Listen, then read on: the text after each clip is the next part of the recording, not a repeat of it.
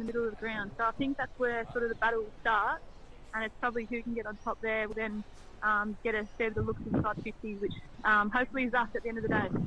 Well, Chloe, thank you very much for joining us again on the pre-game show. We wish you all the very best today in this important clash against Port Melbourne here at Northport Oval. Cheers, thank you. Thank you very much to Chloe McMillan, the head coach of Collingwood in the VFLW, currently sitting undefeated minor premiers.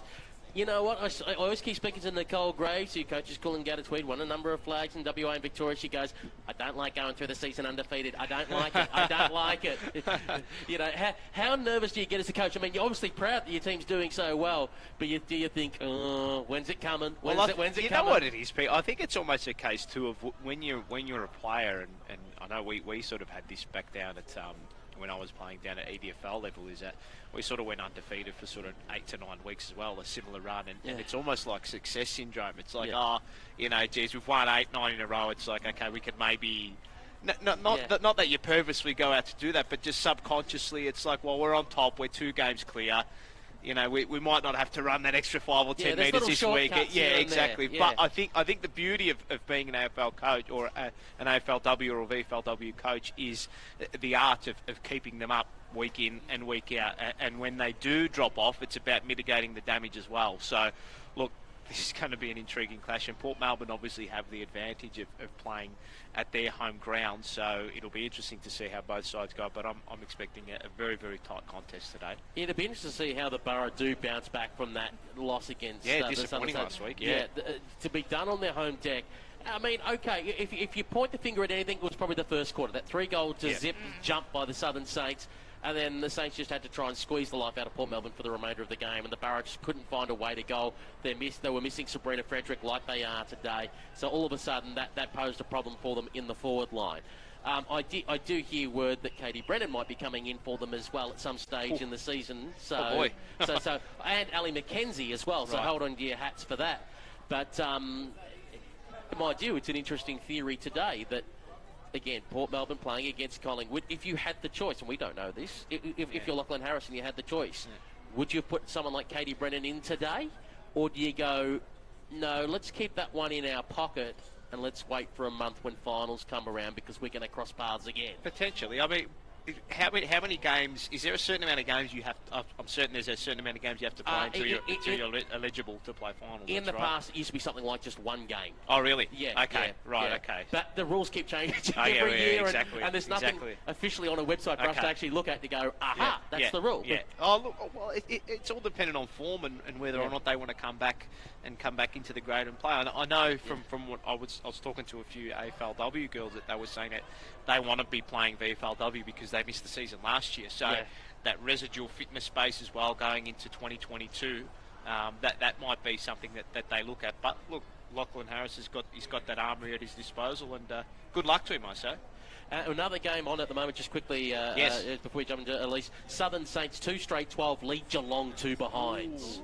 That is spicy, and that is troubling news for the likes of the Western Bulldogs, Hawthorn, North Melbourne, and Carlton, who are all this week essentially playing for their life to keep alive in the race for the finals. They need the Southern Saints to slip up somewhere. They were hoping that a Geelong win today would put the Southern Saints in a vulnerable position. If the Southern Saints win against Geelong, that makes it extremely difficult for the sides outside. They can still mathematically make it, but it's extremely difficult to get in. Yeah, and we were lucky enough to watch the Saints last week, and they were very, very good. So, yeah, very interesting.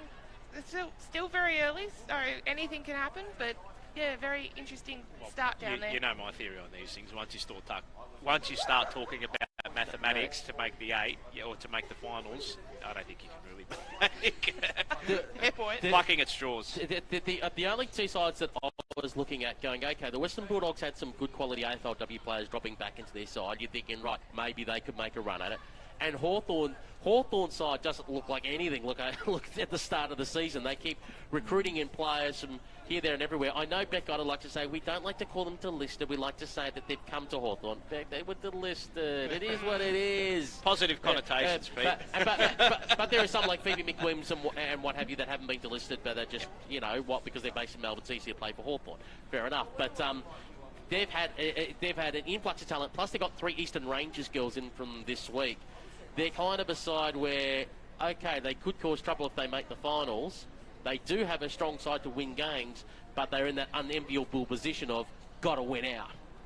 It's almost a case of leaving their run just that little bit too late. Like if they'd had that kind of side in a couple of weeks ago, maybe things would be different. But yeah, they've only got, 4 rounds left. Yeah, exactly. And you speak of, especially in these short seasons, Pete, and I always harp on about it, momentum is such a big thing as well, and it can chop and change in the blink of an eye too. I mean, and this is what we talk about too, about these AFLW players and VFLW players combining. It's, well, if you've got a host of VFLW players who are playing well, do you then sort of upset maybe team harmony and bring down the AFLW players who might be arguably a little bit more talented to try and get that push towards finals? So I think as a coach it's a balancing act, as Lockie said, as Lachlan Harris said, the Port Melbourne VFLW coach, about striking the right balance between getting the girls in who deserve their spot because they've been playing VFLW all year, or bringing back the talent of the AFLW girls and trying to get those wins. And I feel like they've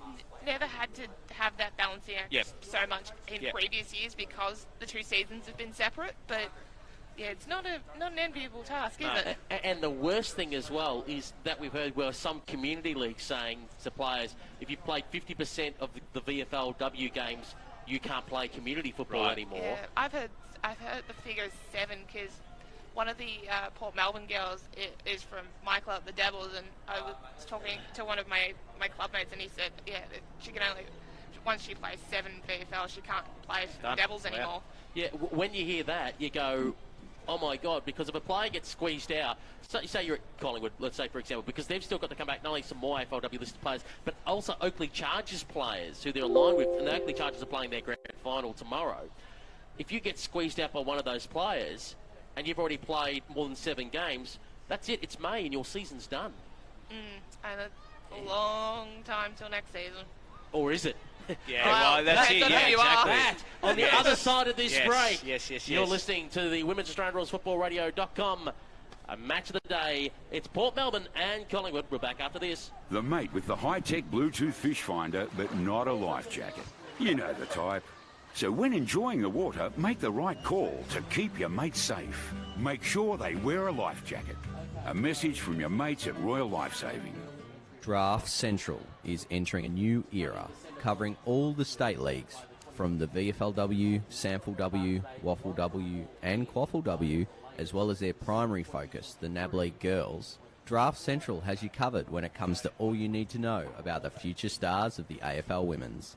Draft Central, brought to you by Rookie Me, is now on YouTube, so be sure to subscribe at Draft Central, as well as on our Facebook, Twitter and Instagram pages at Draft Central Oz. The Smith family have been helping disadvantaged Australian children for decades. Today we focus on helping children break the cycle of disadvantage by supporting them to get the most out of their education. But right now, 1 in 6 Australian children are living in poverty and don't have what they need for school. These kids need a hand up, not a handout. You can help them get the school essentials they need to fit in and the extra learning support to keep up. Please sponsor an Australian child today. Search the Smith family. Winter has really set in. Time for hot drinks, warm soups, a relaxing bath and cranking up the heater. Did you know that all these things present a burn hazard for children? In fact, 79% of burns happen in the home. Visit kidsafe.com.au to download the free burn safety checklist and get some essential tips for keeping kids safe in your home. And remember, when a burn occurs, apply cool running water for at least 20 minutes. No oil, butter, ointments or ice. Always seek medical advice if the burn is larger than 3 centimetres. Hi, Kirk Pengilly from InXS here. And whether it's music, sweet things, puppies, movies, we all love our treats. But our eyes need treating too. 300,000 Australians, including me, are affected by glaucoma. Diagnosed early, glaucoma can be managed. Left undiagnosed, it can cause blindness. So treat yourself by treating your eyes to a simple test. Book your test at treatyoureyes.org.au today. It's the VFL Women's Match of the Day. on WARFradio.com and the VFL YouTube stream and delay free of the ground on 89.1 FM.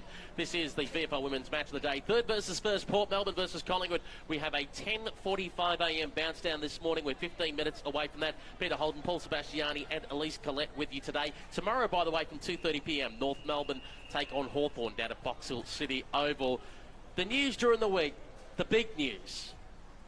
AFLW expansion. Yes.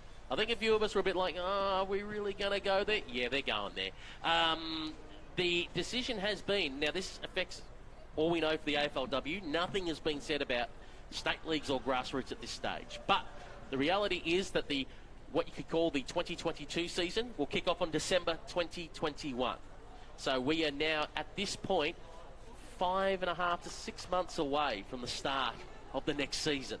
Now it's being brought, as you said, it's being brought forward to, it's going to be a summer competition. And the grand final will be before round one of the men. Right, so it'll be done and dusted before then. That's what they're aiming for. Well, there's been a lot of head honchos that are coming forward. Jeff Kennett has voiced his opinion about it all. Nicole Livingston has. But I've got Nicole Livingston's quotes here. If you want me to buzz through them, she said in a press conference, you've got a lot of girls coming through that have now played right through from Auskick to AFLW, and there's a lot of girls coming through the system.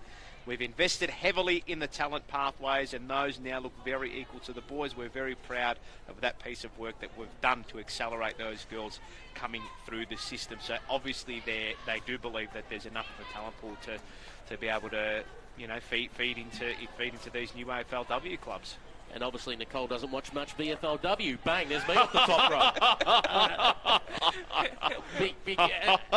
And I say that, and this is not to knock the current VFLW players. No. But obviously, this is the thing that gets me with the predicament, and that shows me, hang on, you can't be serious one way or the other. Just to explain for people, the expansion process is that teams now have a few months window, that's Essendon, Hawthorn, Port Adelaide and the Sydney Swans, to apply for an AFLW licence. They can come in early if they like, that is in December 2022, playing in that season through to 2023, or they want ideally all four in by December 2023, rolling into 2024. That means essentially at the earliest they could be coming in something like 18 months.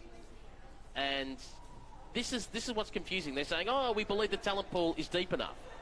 But at the same time, just this week, they gave a bunch of priority picks to 5 clubs. In other words, more than a third of the competition got priority picks because they were deemed to have squads not up to scratch. So if more than a third of your comp has squads not up to scratch, then why are you bringing in 4 more teams? And many of those clubs that did get compensation picks were Victorian, and they want to bring in 2 more Victorian clubs. Exactly, and even the Bulldogs were kind of diplomatic in their way. I think Debbie Lee mentioned something about the compensation picks. Oh, this is the process, and Nathan Burke kind of retweeted, oh, very diplomatic of you, Deb, which is kind of wink of the Bulldogs are trying to hint, hey, we got completely gutted during expansion 2 times over. We would like, we'd probably like a little help too. Yeah. But again, it's like the quality that we've. I mean, I'll say my personal opinion. I'll throw it to everyone else.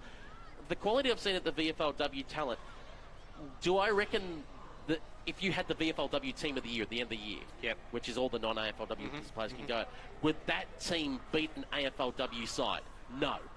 Well, you'd argue not. But again, from now until they're saying by 2023 is when they want all 18 teams to have a women's or a women's club, right? By December 2023, all 4 should be in. So clearly they have done their research and they're looking at the pathways, and they think that there is enough there. I mean, even if the clubs sort of push back for a little while, it's inevitable that this is going to happen, Pete. Whatever. It's a case of, we say jump, they say jump, and we say how high. So look, I guess you back the people in admin to make the right call, and if it is, good luck to them. If it's not, well, we keep complaining, don't we? That's my repertoire, isn't it? That's why I get phone calls. But I keep looking at one thing. A player to highlight was, and Elton Carlton, Lucy McAvoy, who dropped off in her second season. And I think some players that have come through as great 18-year-olds kind of struggled in their second or third season.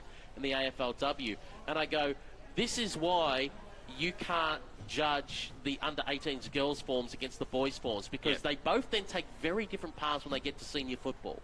When you're an 18-year-old boy that gets taken in the AFL draft, you then get paid almost $100,000 as a rookie. Correct. So you don't have to worry about a full-time job. If you want, you can do uni or not. But essentially, when you're not at the club training, you're at home on the Xbox. That's all PS5. Whatever you want, you've got as much free time in the world to think football, football, football. And if you move out of home, again, you're on 100K. Things are great. Now, if you're a young woman that's 18 that gets taken, now maybe the first season you're probably still living at home at that stage, because you might be still finishing high school first year of uni or taking a year of uni off. You're still living at home. You're not worrying about rent. Your folks are taking care of things like they did during your junior days. But then all of a sudden, let's say you're 19 and now you move out of home because a teammate says, we should move in together. Great, great bonding thing. But now all of a sudden, you've got to worry about paying rent, paying bills. You've got to get a job, because you're only a part-time footballer. You've got to get a job. Oh, and by the way, you've got to juggle uni with that. You've got a lot more things to juggle on your plate and a lot more stresses and worries with limited training time than what a male does. No wonder why we see this drop off of 19 and 20-year-olds, because they're like, all of a sudden, bam, life hits you between the eyes. Now, I'm not saying that's going to cripple them forever. Like we see, by the time women start to hit their early to mid-20s, then all of a sudden, okay, they get used to it and they can figure out how to plan your life, even though it's stressful for a lot of them, as Shani Layton, Steph Giocchi and all that have mentioned.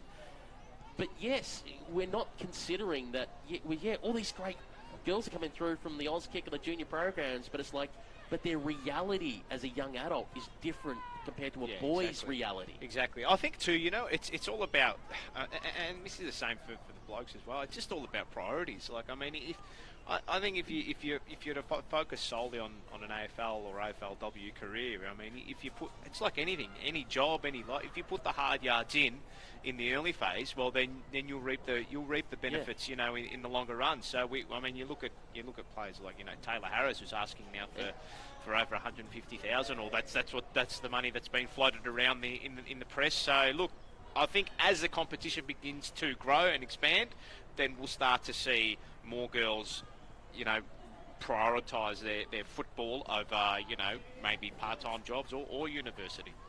I guess probably the only one good thing about them now saying, okay, this is expansion and this is when we want all teams, etc. is it now gives, I guess, the Players Association for the next CBA coming up after the 2022 season to go, okay, you've done all your expansion, all your timelines, right, now we need to talk about timeline to full-time. Yeah. That's the next phase in the development, isn't it, Pete?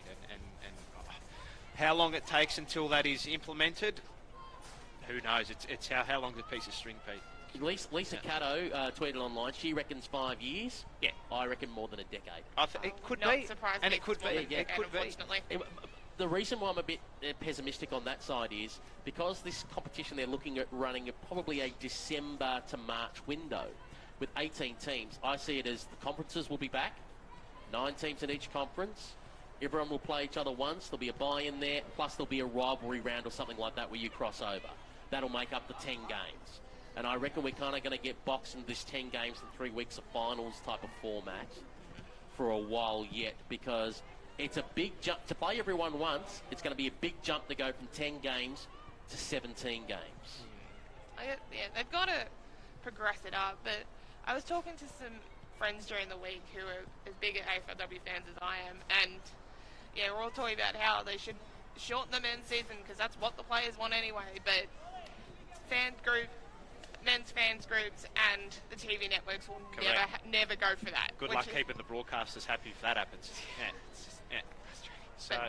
But I look at it too, and I think it will just be a natural progression of, as the quality, well, I mean, it's a simple way of looking at it, but just as the quality of the game increases, you get more viewers, you get more money in, you can invest that money into the competition, facilities, coaches, into the players and all that, and it will start to open up. As I say, I know it's a cliche, but Rome wasn't built in a day, Pete. Indeed. On that note, we'll take this opportunity to take a very short break. When we return, the bounce down of Collingwood and Port Melbourne in our VFLW match of the day. The average person spends 44 minutes a day thinking about food. At Oz Harvest, thinking about food is a full-time job because we're always looking for new ways to nourish our country and combat food waste and hunger. Every day, we rescue quality surplus food across Australia and deliver it to those who'd otherwise go hungry. And you can help. Every dollar donated to Oz Harvest can provide 2 meals to people in need. Visit ozharvest.org. Thought for food. There are plenty of classic hits radio stations, but this is where GoRadio.live is different. We unashamedly select the best music from our chosen era. We develop programs that provide the music with minimal interruption. For many hours of the day, you won't hear any announcers, just great music and the occasional station ID. We let the music play through until the end, no crossfades and no announcers talking over the start and end of tracks. We think you're going to love GoRadio.live, radio as it should be. Check it out at www.goradio.live or download the free app from Google Play or the App Store. They're my grandkids. Gee, they can make some noise. But you know what? It's a beautiful sound because they're alive and having fun. The sound I hate is silence in the pool. When a child drowns, you hear nothing. No splashing, no cries for help. Be vigilant around water. Fence the pool, shut the gate. I teach your kids to swim, it's great. Supervise, watch your mate, and learn how to resuscitate. I'm Laurie Lawrence. Kids alive, do the 5.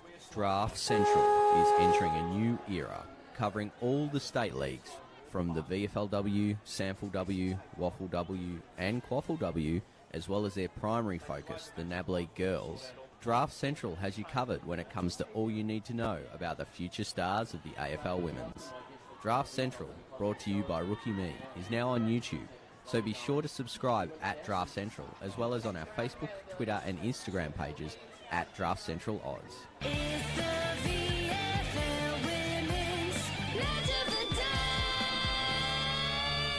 Indeed, it is the VFL Women's Match of the Day on WARFradio.com and also via the VFLW YouTube stream. Hopefully, you've got Peter Holton, Paul Sebastiani and Elise Clent. I say hopefully because we're not actually looking at our phone at the stream. We're worried about the radio call of things, so hopefully you at home are enjoying it. If not, WARFradio.com will always have you covered. And of course, tomorrow we've got the Hawks in North Melbourne. I should just add one quick little sidebar to that AFLW expansion because we did tease it, we didn't talk about it. Yes. We officially do not know how this affects the VFLW. The VFLW was partially aligned, you could call it, with the AFLW when they moved the season to start in late February, which is about halfway through the AFLW season. We do not know yet if the VFLW will move to December to fully align, or maybe January to be halfway like it was this year, or if the VFLW will end up going back the other way and they'll go, no, the VFLW will now become a winter competition again.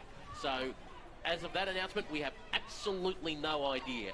The inner cynic in me can't help but think, is this their subtle way of trying to get rid of clubs like Darabin? Because if they start the VFLW season in December, clubs like Darabin, Williamstown and others won't have access to their home grounds. So where are they going to play their games? Where are they going to train?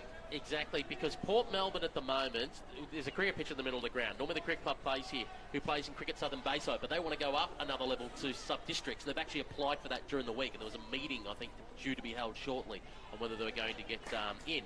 There has been kind of movement behind the scene, I've heard, to try and get the cricket club to move down to JL Murphy Reserve, and, which is about a kilometre down the road, and get them set up here. But the cricket club has actually been here at Port Melbourne longer than the football club. So who knows how that plays out. You've got the same thing with Hawthorn. Hawthorn can't play at Box Hill. Yes, because as well. Cricket's played there, and just by a matter of fact, Box Hill will play in the Women's Premier competition, and Meg Lanning, the Australian captain, is their captain as well. So you're not winning the PR war on that one. I've heard things like maybe they may go out to Dingley when Hawthorn do build that training facility. I've heard a rumour that they'll share Icon Park. I've also heard a rumour that they'll go to Frankston for a while. So no one knows exactly where Hawthorn will play as yet. And Essendon, as much as they expected the hangar, and they play VFLW games there as well, I'm hearing that Essendon, Craigieburn kind of thing happening. Okay.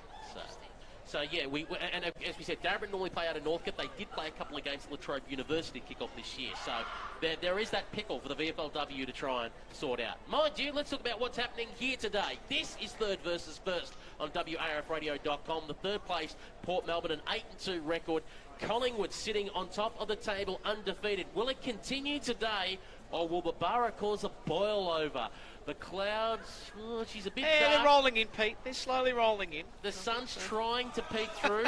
Let's see what happens to get us underway in this big round 11 clash. Here's prime time, Paul Sebastiani. Thank you very much, Pete. So all in readiness here at North Port Oval. First versus third. Collingwood versus Port Melbourne.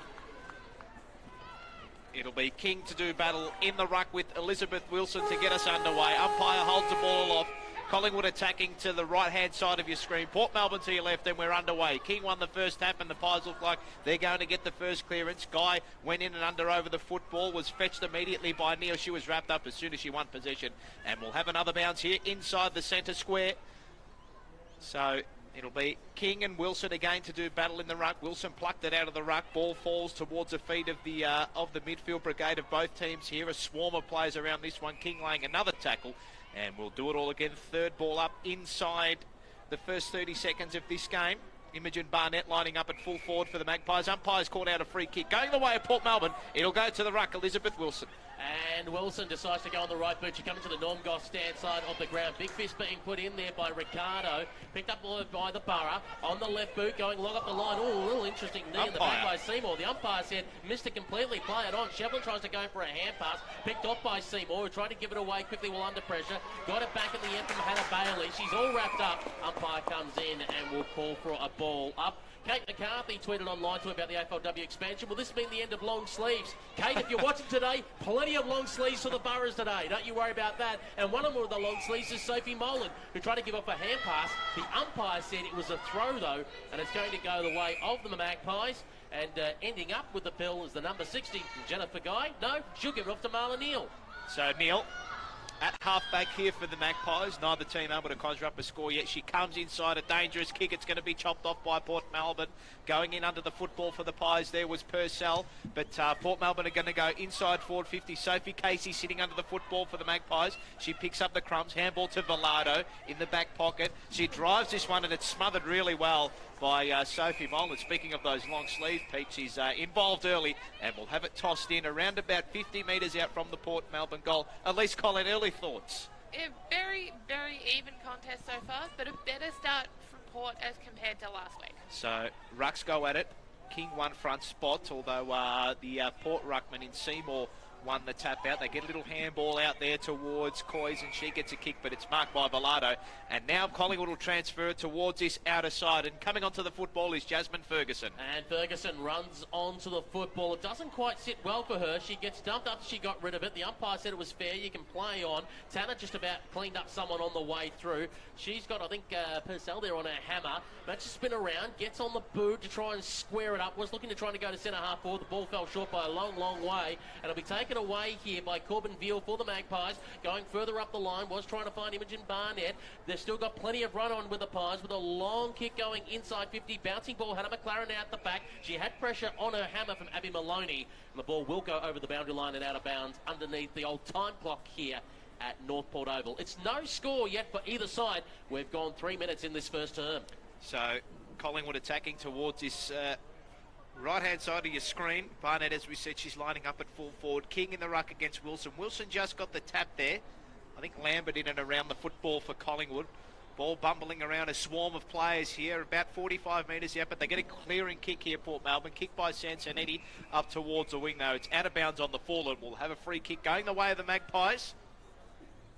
It'll be Sophie Casey. She's just the attacking side of the wing here. She's looking for options further afield. She plays on, umpire calls her to go. She kicks this one inside forward 50. Waiting for that was Lambert. Had it well fisted away from her. And we'll have it tossed in around about 35 to 40 metres out from the Collingwood goal. 3 minutes 45 seconds gone in this opening term. Neither team able to conjure up a score yet. And it'll be Wilson and King to do battle in the ruck again. As the ball is spinning back into play, Wilson tries to get front posse. The ball fell short of both rucks. Picked up off the ground by a roving Jamie Lambert who tried to kick around the corner. Hannah McLaren tried to take it one-handed. Couldn't quite hang on to the football in the end. Abby Maloney all over her like a cheap suit. But it doesn't matter. It pops out in the end to Claire Dine, who decides to go up towards the half-back flank, now half-forward flank. Intercept there by Lambert for the Magpies, kicks it back inside 50, low trajectory kick at the feet there of Maloney, who kicks it away, and it dribbles over the boundary line and out of bounds for a throw in 40 metres out from the Collingwood goal, going towards what's called the Bob Bonnet end here at North Port Oval. Some quick thoughts from Elise Collette. Yeah, not very many clean possessions so far, but I guess that's what you'd expect from a battle of two sides of this talent. So again, it'll be King and Wilson to resume hostilities in the ruck. Plenty of players around this football at the moment. Umpires hovering. We'll have another stoppage inside Collingwood. It's forward 50. Guy getting up from the bottom of that pack there. Neil. So umpire tosses it up again. This time King wins the tap down. Neither team able to win clean possession. Looks like the umpire's hovering again. Big tackle there laid by the Port defender. And again, we'll have another stoppage. Keep an eye on Jennifer Guy's game today. I think Geelong were one of those clubs, as part of the priority picks package, are allowed to pick 2 mature-aged players pre-draft. And Jennifer Guy's been putting in a solid season so far for the Magpies. Her name could be on the radar for the Cats. Purcell trying to get in there. Lambert as well for the Magpies. Umpire says, I'm going to call for a ball up. And this is between centre wing and the half-forward flank here for the Magpies. City side of the ground at North Port Oval. Ball is thrown up in the air. Both rucks miss it, taken straight out in the end by Wilson, whose kick is smothered off the side of the boot and will go over the boundary line and will call for a throw-in. Just as interesting around the ground scores. The Cats now with a 3-point lead over the Southern Saints.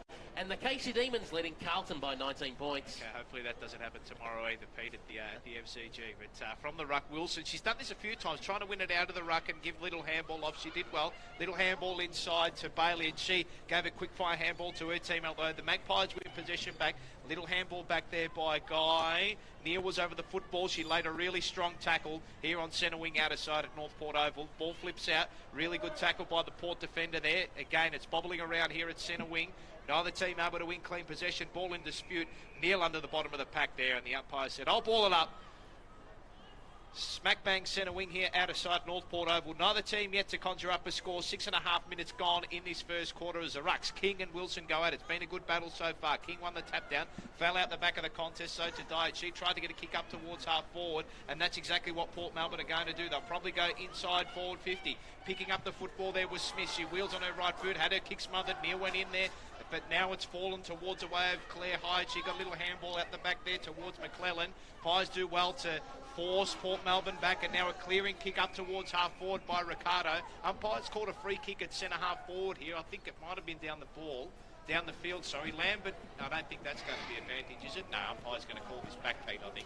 And it'll be a free kick going the way of the Magpies at centre half forward, to be taken by what looks to be Colborne Veal, I believe. And that might be the best thing for them, because Lambert ended up spraying the shot, and only getting the point. So I think she'll be glad that one will be going back.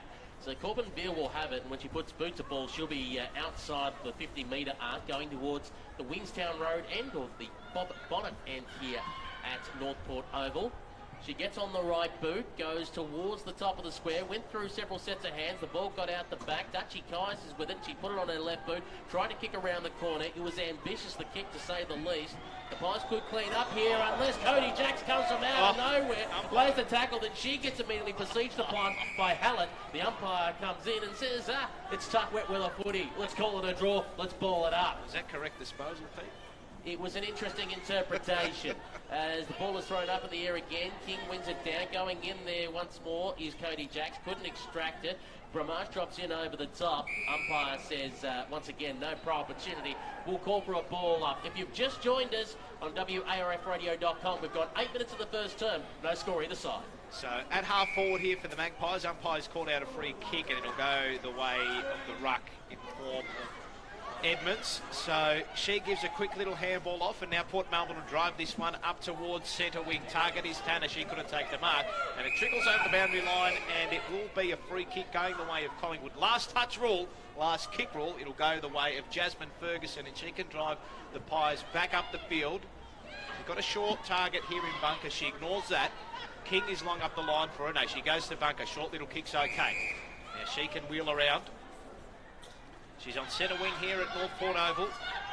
Port Melbourne have defensively set up fairly well. Driving kick up towards half forward, but a great intercept mark being taken by Laura McClellan. And she can relieve the pressure here. She comes across the field. It's not a bad little kick. It's okay. Now Hannah McLaren, she can wheel and go. She takes a bounce running through half back towards this outer side of North Port Oval. The kick was okay. It just eluded her teammate in Sarah McNamara, and it'll be a free kick again going the way of Collingwood for that last touch rule. And it will be taken by Imogen Purcell. Centre wing outer side here at North Port Oval. No other team have conjured up a score. We've gone 9.5 minutes. So Purcell with the football, looking around for some options. Elects to go short. Bramage comes in. McLaren, her own teammate, takes the mark and says there's no one in front of me, so I'll go for a bit of a run. Then tries a bit of a shank kick job in the end. Sophie Locke manages to get around a couple. Goes with almost a worm-burning kick going forward. Running onto it in the end and taking advantage is Ashley Richards. She goes inside 50. Pressure on here for Caitlin Lee, who gets absolutely mown down from behind by Gabrielle Seymour. The Pies somehow will come out of defence. It's a dangerous switch kick across. Was looking for a player to run onto it. Couldn't find anyone, and instead just taking it one-handed and kicking it around the corners with McClellan for the Borough. Kicks it towards the pocket. Pies playing front position. Locke comes through to throw her weight around, but again Lee will take it away here for the Magpies. A high kick. Going to be intercepted though, and taking the mark here, wearing the number 23, is Jade Anthony, one of the players that have come from the Dandenong Stingrays in their second game today for the Borough. Kicks it, Purcell had it, went straight through her hands, lost it while under pressure. Screaming for it was Cody Jacks, couldn't quite get onto her hands. Coming after Gabrielle Seymour. Has she got time? She's got mowed down, but her kick got smothered at the same time. Umpire says you can play on. Jen Guy wants to jump in there, jumps on the football, ball cried the crowd. The umpire says it's squeezed out, you can play on. And in the end, taken away by King. It was a shank job. Then across to Bramage, who decides to work it sideways. Borough pressing again, going inside 50 with the kick, working wide towards the Sandwich Events Centre. Picking it up though and getting a shove in the back at the same time, Cody Jacks. The umpire said no, she fell over the line, throw it in. Well, what a passage of play that was, Pete. They just, neither team able to really get anything sort of fortuitous going forward at the moment. We've gone 11 minutes 20 seconds into this first quarter. King in the ruck there against Seymour. Seymour won the tap. Collingwood win possession though at the contest, but it's going to be Port Melbourne who win possession back, and they can go back inside forward 50. Stepping out of trouble was McNamara. She snapped a quick kick on her boot towards the forward pocket here. Around the football for the Borough was Jarks. She got a little quick kick forward. Bellardo in there for Collingwood, and I think her kick's gone out of bounds on the full, and has indeed. And Sophie Mollen, well, she's on a very, very acute angle here, about 30 metres out from goal. This would require her absolute best. So, again, neither team able to score. 12 minutes gone into this opening quarter. Looks like she's lining up for a shot here, Elise. Do you reckon she got the accuracy? Yeah, I'm not sure. The accuracy is going to be the issue. So, kick towards goal. It's not going to reach, but a mark nearly taken at the top of the goal square there by Seymour. She won back possession of the ball. Again, Collingwood defence standing up tall. They get a little handball out. Now they can go through the back pocket here. Kick up towards half forward. It's a 3-on-1 in favour of the Borough. Almost taking the mark was Barnett. Went out the back. Fishing the ball was Laura McClellan, but the boundary line's going to beat it. We'll have it tossed in right next to this interchange gate here at half forward for Port Melbourne. Neither team able to conjure up the score. We've got 12.5 minutes into this first quarter for Wharf Radio. As the ball be thrown back into play right in front of our broadcast position. Spinning back in it comes. Doing the ruck work is Evans there for the Borough. Taken away by Jen Guy. Hand pass over the top. Taken by Claire Dyer, who got on the left boot. Kicks it, tries to go inside 50. Taking the mark right on the paint. And number 24 and Ashley Richards, another one of those Dandenong Stingrays girls. Gave it across though to Bramage. Shoulder really right up the creek. Going in there is Hallett. Can't get it out. Watching on there at the same time is McNamara. The umpire circles like a sheepdog and says, nah, let's call it back for a ball up. And let's get some thoughts from Elise Collette. Yeah, still very frenetic, very congested at the same time, and yeah, goals are definitely going to be very well earned today. 13 minutes gone in this first term. No score either side. Ball dribbles inside 50 for the Borough. Tanner was trying to get to it. Getting there is Seymour as well. Used her body well. Ferguson going with her. Ball on the deck. Who's going to get clean hands out of it? You're looking for Locke to maybe do something. Umpire circles and once again calls for a ball up just in front of the Sandwich Events Centre. 15 metres out from the Port Melbourne goal. They're going to the left of screen. If you're watching on YouTube, that's the Fred Cook end. So Ball tossed up. Rucks do battle again. Vflw in there for Collingwood. Being wrapped up as soon as she won the football was Jasmine Ferguson, right on the point of the goal square. And Port Melbourne, it's almost death by 1,000 cuts here. They're just slowly getting towards the goal, but haven't been able to kick one yet. Vflw, she's the last person towards this line there. Little quick handball out, fished away by Colborne Veal. And I think the umpire is going to call for a throw-in yet. Boundary line beat them all.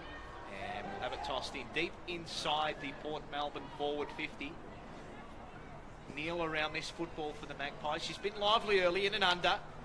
So Rucks will go at this one. It'll be Seymour and O'Connor to do battle. She had a great game last week, Neve O'Connor. Breakout game. She gets front position at the ruck there, but winning the tap down was Seymour. Ball works its way up towards half back for the Magpies.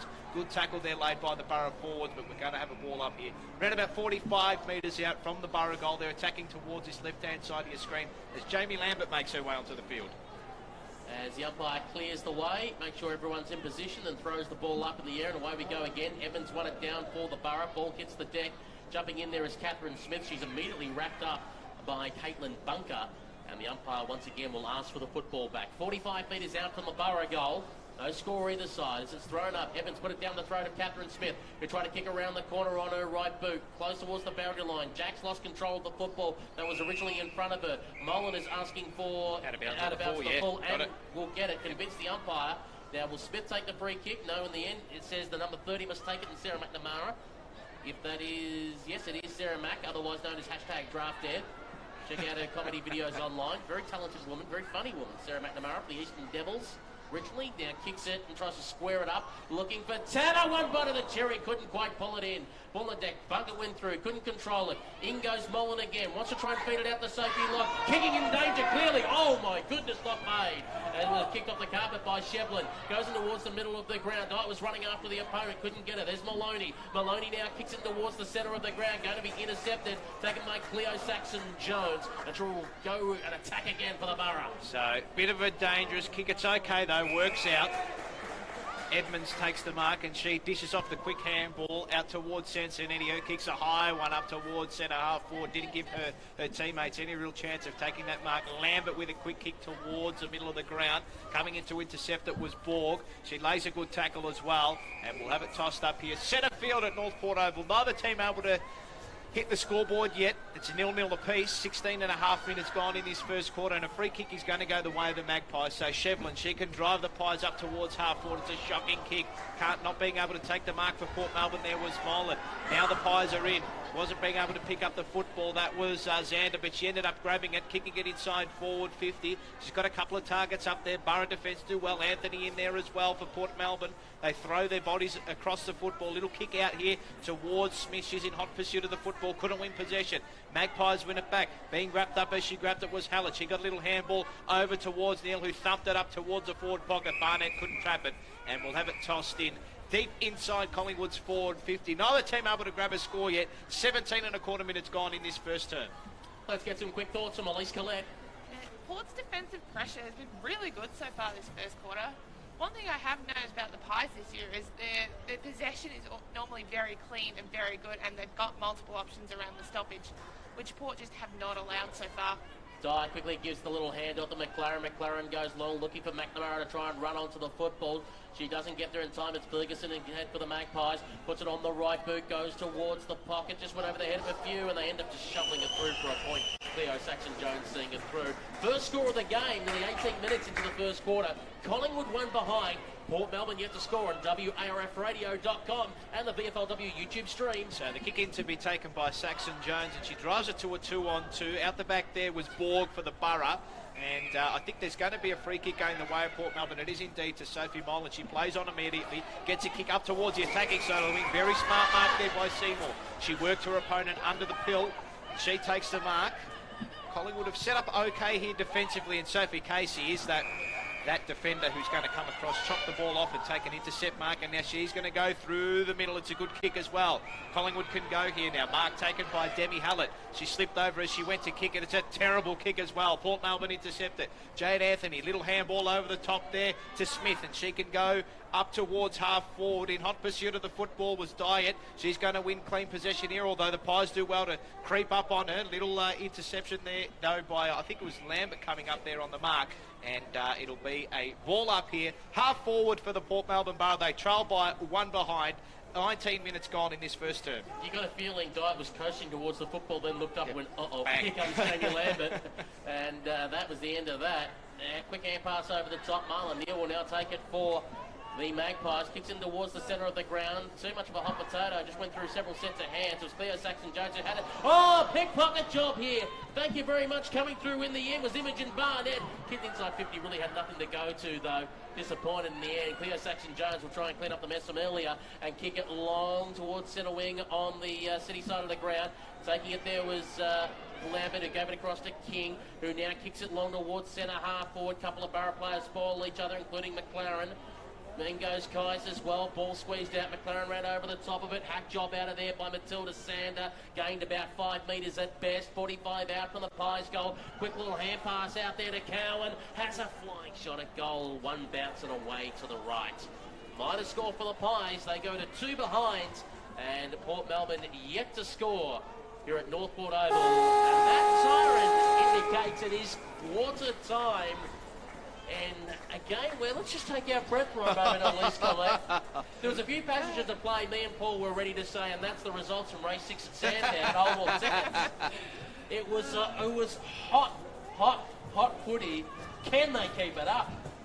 That is a good question. Yeah, you'd expect nothing less from two sides that are this talented, and yeah, as I was alluding to before, goals are going to be very, very well earned today. And how often do you see a scoreboard like that where neither side has kicked a goal in a quarter? Yeah, well, bloody hell. I think not often you get a game that's 6-2 at quarter time, and you're taking your breath in and thinking, geez, they've had a red hot crack both teams, haven't they, Pete? Yeah.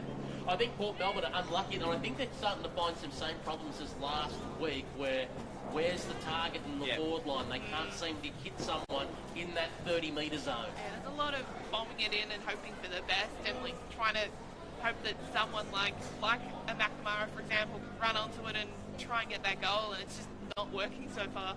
And do you have that feeling, Paul, that because they've got the likes of Lambert in their side at Collingwood and a few other AFLW listed players, they're the team that, okay, even if they don't hit their forward targets early, they have got the fitness to be able to just create goals from midfield late in the game when the Port Vflw listed players start to time. That's exactly right, Pete, and that'll probably come to the fore if Port Melbourne can't get away here. And I think what the Port Melbourne midfielders and forwards need to do is, Sophie Casey has been playing that intercept role down there in the back line for Collingwood, so they need to either equalise numbers in that forward line and take advantage of the momentum that you have going forward, or as I said, just make sure you lower your eyes and make sure you realise where that spare is in defence for Collingwood and work it out that way. We'll take this opportunity to take a break at quarter time. Port Melbourne no score, trail Collingwood 2 behind. So we'll be back after this. The mate with the high-tech Bluetooth fish finder, but not a life jacket. You know the type. So when enjoying the water, make the right call to keep your mates safe. Make sure they wear a life jacket. A message from your mates at Royal Lifesaving. Draft Central is entering a new era, covering all the state leagues, from the VFLW, SANFLW, WFLW and QFLW, as well as their primary focus, the NAB League Girls. Draft Central has you covered when it comes to all you need to know about the future stars of the AFL Women's. Draft Central, brought to you by Rookie Me, is now on YouTube, so be sure to subscribe at Draft Central, as well as on our Facebook, Twitter and Instagram pages at Draft Central Oz. The Smith family have been helping disadvantaged Australian children for decades. Today we focus on helping children break the cycle of disadvantage by supporting them to get the most out of their education. But right now, 1 in 6 Australian children are living in poverty and don't have what they need for school. These kids need a hand up, not a handout. You can help them get the school essentials they need to fit in and the extra learning support to keep up. Please sponsor an Australian child today. Search the Smith family. Winter has really set in. Time for hot drinks, warm soups, a relaxing bath and cranking up the heater. Did you know that all these things present a burn hazard for children? In fact, 79% of burns happen in the home. Visit kidsafe.com.au to download the free burn safety checklist and get some essential tips for keeping kids safe in your home. And remember, when a burn occurs, apply cool running water for at least 20 minutes. No oil, butter, ointments or ice. Always seek medical advice if the burn is larger than 3 centimetres. Hi, Kirk Pengilly from In Excess here. And whether it's music, sweet things, puppies, movies, we all love our treats. But our eyes need treating too. 300,000 Australians, including me, are affected by glaucoma. Diagnosed early, glaucoma can be managed. Left undiagnosed, it can cause blindness. So treat yourself by treating your eyes to a simple test. Book your test at treatyoureyes.org.au today.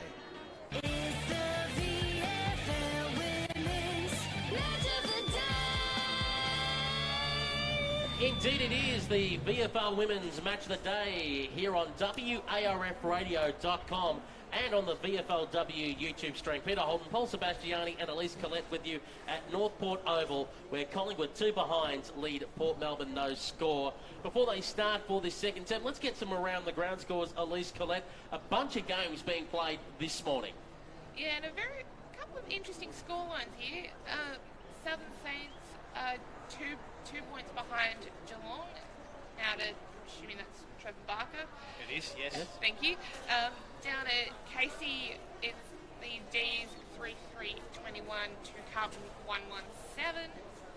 And over at Williamstown, it is Williamstown 1 behind Darabin yet to score. And we've also got Essendon and the Bulldogs up at Whitby Hill. I didn't realise I'd started. Apologies. It is 1 behind apiece. That is a very interesting game. If the Bulldogs can win that, that keeps their finals hopes alive. Carlton in a predicament. If they lose to the Casey Demons, they're looking in big trouble to try and make the finals. And of course, as we know, 8th versus 9th tomorrow, live on WARFradio.com. We bring you Hawthorn and North Melbourne. Last chance saloon for both sides. That game could go either way. Got to win to stay alive. If you lose, it's bye-bye. Yep. And we need some goals here as well, Pete. We need some of the forwards to stand up. I'll tell you what, I reckon the Magpies would have minded Chloe Marie up in there for just quietly. They would not mind a Chloe at all. Yeah, just quietly. So. Or I've been told maybe in attendance today, it's like breeze. Just the, tied AFLW best and fairest, Maybe she might run around. Who knows? That'd be nice. Just teasing that. Who knows if she'll run around, because a handful of those players, of course, as we know, played for the Collingwood VFLW Premiership team in 2019. The last Premiership, because obviously we didn't have the 2020 season. We're just about ready to get underway here for the second quarter at Northport Oval. Remember, it's a double-header today. If you want to come on down, there's also a men's game afterwards between Port Melbourne and Coburg. A couple of old VFA rivals here later this afternoon. To get us underway, here is Paul Sebastian. So Wilson and King to resume hostilities in the ruck, and Wilson won the tap down there, and she won her own football, but was wrapped up by Lambert as soon as she won it. She got a clearing kick up towards half forward, just in front of her target. That was Maloney. She could have won clean possession of the football. They go back in again here, the Pies. Over the football was Guy for Collingwood. It'll be Port Melbourne to get a clearing kick around the body there. That was McClellan. She gets a kick that's trickling up towards the boundary line. It'll be the last kick rule going the way of Jamie Lambert, so she can pump Collingwood back inside forward 50. They lead at 2 behinds, 2 points. Port Melbourne yet to score. So Jamie Lambert, long kick up towards half forward, 2-on-1 in favour of the Borough. Coming out the back there to make the football was McLaren. She got a little handball over the top, was okay. And now they clear it up towards the defensive side of the wing. Coming out to meet the football for the Pies was O'Connor. She forced the spoil. And Jamie Lambert in there for the Magpies, in and under, and we'll have it tossed up at half forward for Collingwood, who lead it by 2 points. A minute gone in this second term. With that double O, and I thought you were going to go O'Brien as the ball is thrown up in the air. Away we go again. King wins it down, but it was almost rode there by Bramage, taken away in the end by Guy, tries to go over the top. Because it was a handball, that still counts as last disposal out of bounds on the full. And that means it is a free kick going the way of the Borough, and it's going to be taken away by the number 15 in Claire Diet. Dye with the football, half-back flank in front of the scoreboard here at North Port Oval. Goes up the towards centre wing on the city side of the ground. Kicked indiscriminately off the carpet by Tanner. Gains about 30 to 40 metres. Not bad in the end. Lana was trying to clean it up there at the back for the Pies. They're under all kinds of pressure as the Jolly Borg was going to try and lay a tackle, but Collingwood still moving out towards the centre wing position again, city side of the ground. Good strong grab taken out there and getting up after picking herself up the ground there. Looks like a Georgia Ricardo. Just looking around for some options. Ricardo on the right boot. Goes towards the half-forward flank. Came off several sets of hands there. No real communication from the Borough defenders. Smith has now got the football after it came out the back. Had to spin around out of trouble. Got on the right boot. Kicked it long. And it was either going to be Ricardo was going to pick it up or she was going to let it go out of bounds and take the lasso rule. She'll let it go out of bounds, but now she has the extra penalty of having to climb over the fence to get the football back. But guess what? For the VFLW YouTube stream, it's a cheap plug for the league sponsor, Rebel.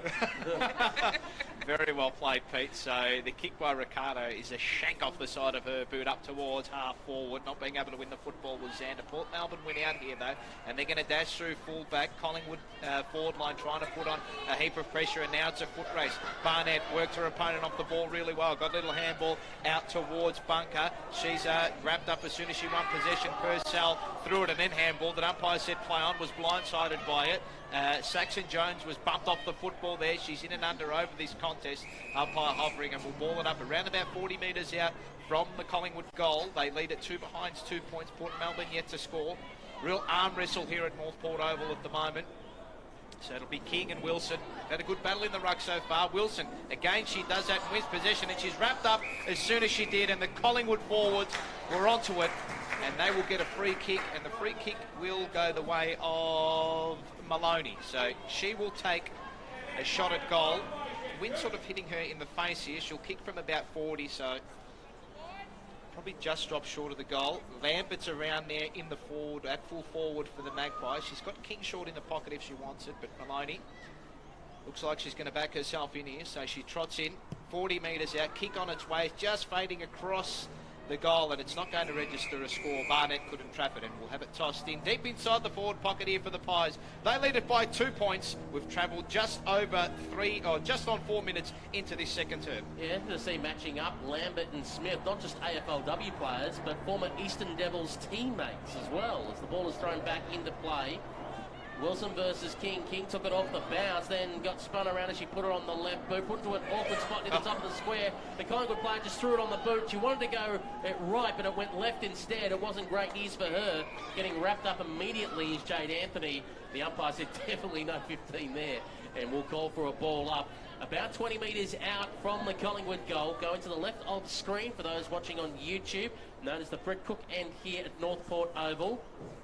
Coming in over the top to lay a tackle on that occasion. I think it might have been Smith there. The umpire says, I'll take the football back. Buried in that tackle was Demi Hallett, and we'll try and reset play again. Collingwood 2 behinds. Port Melbourne no score. Deep inside Collingwood's forward 50.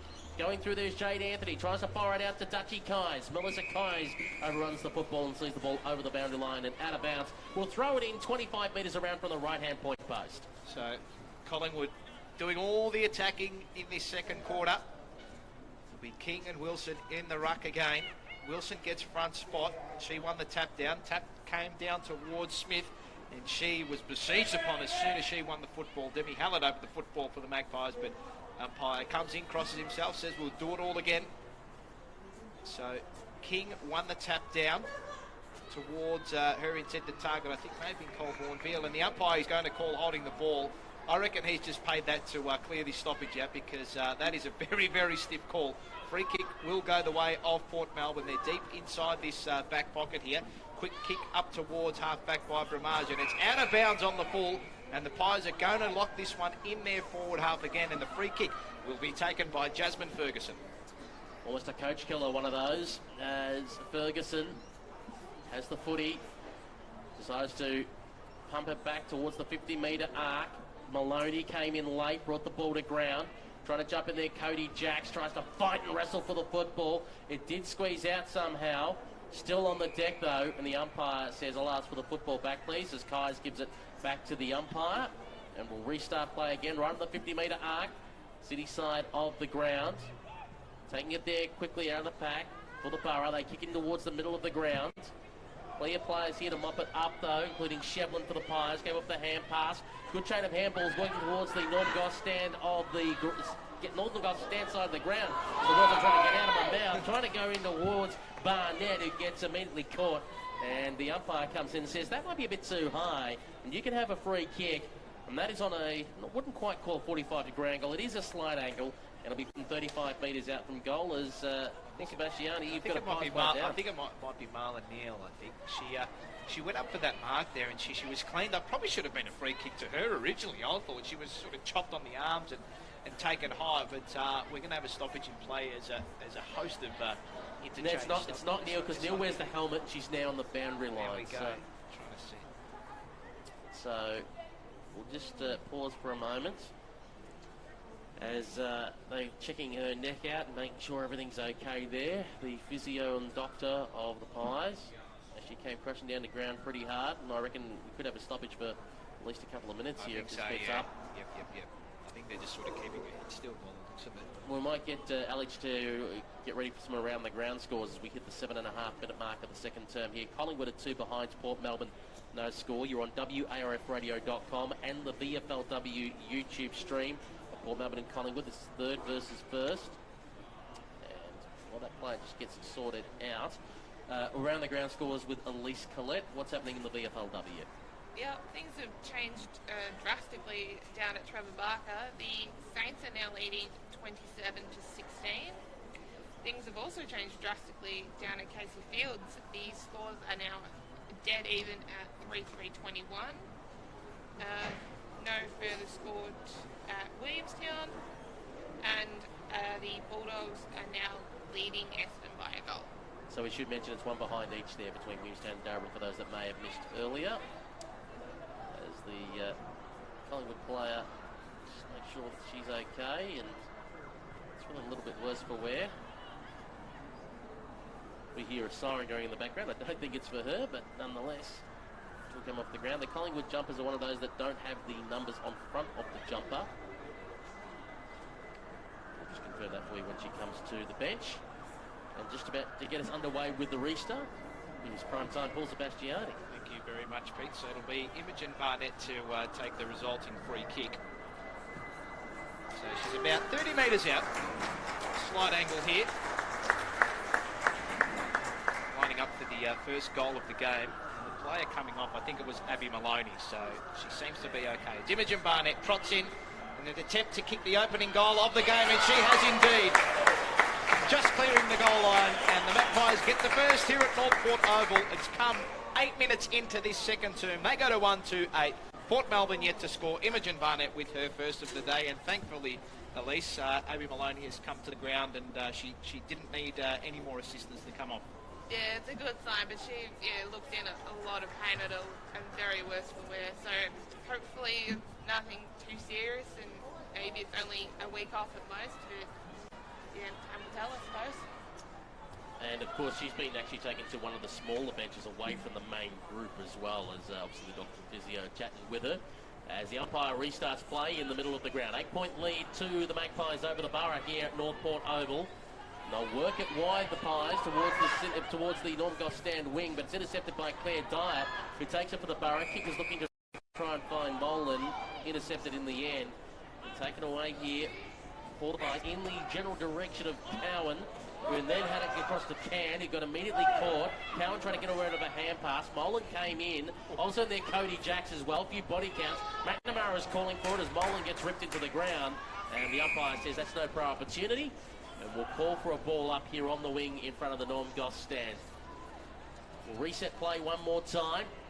Jack's moving on to the ball there for the Borough, along with Bramage and Molan. Wilson to try to do the ruck work.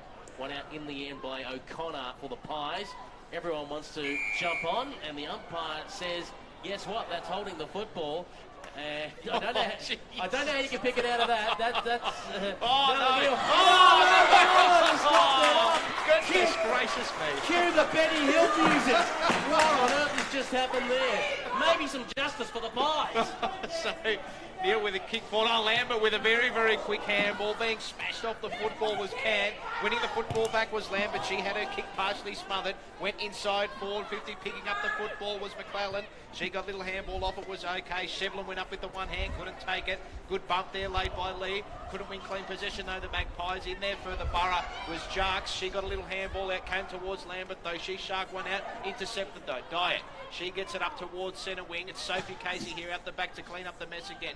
Wilson had the ball fisted away from her. Again, it's in dispute here. Just the attacking side of the wing for the Magpies. Umpire hovering.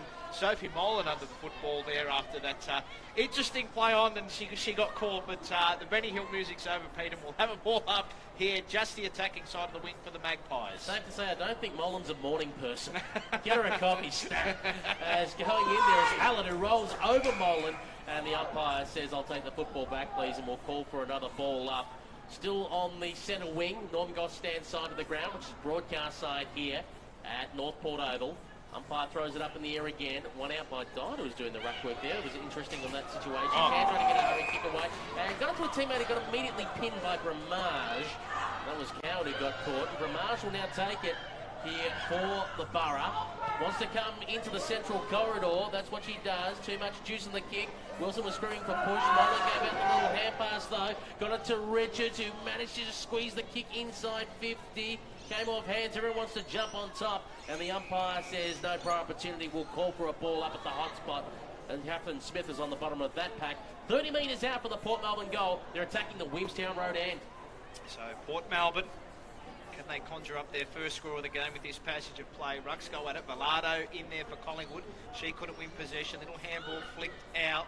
Came the way, or fell the way there of Guy. She was wrapped up as soon as she got the football. Pies try to clear this one up towards half-back, although Port Melbourne do well to shark a few handballs out. McNamara up towards a hot spot. They win possession of the football, being wrapped up with Sophie Casey as soon as she won possession.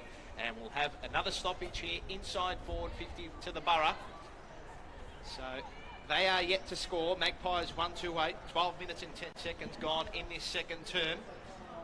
As the Rucks go at it. Being in there for the Borough there was Jacques. She was dispossessed as soon as she won the football. Ramage for Port Melbourne. The kick was okay, steadier towards McNamara. She taps it in front of her towards the boundary, and the boundary line's going to beat them. Umpire says, "I'll toss it in."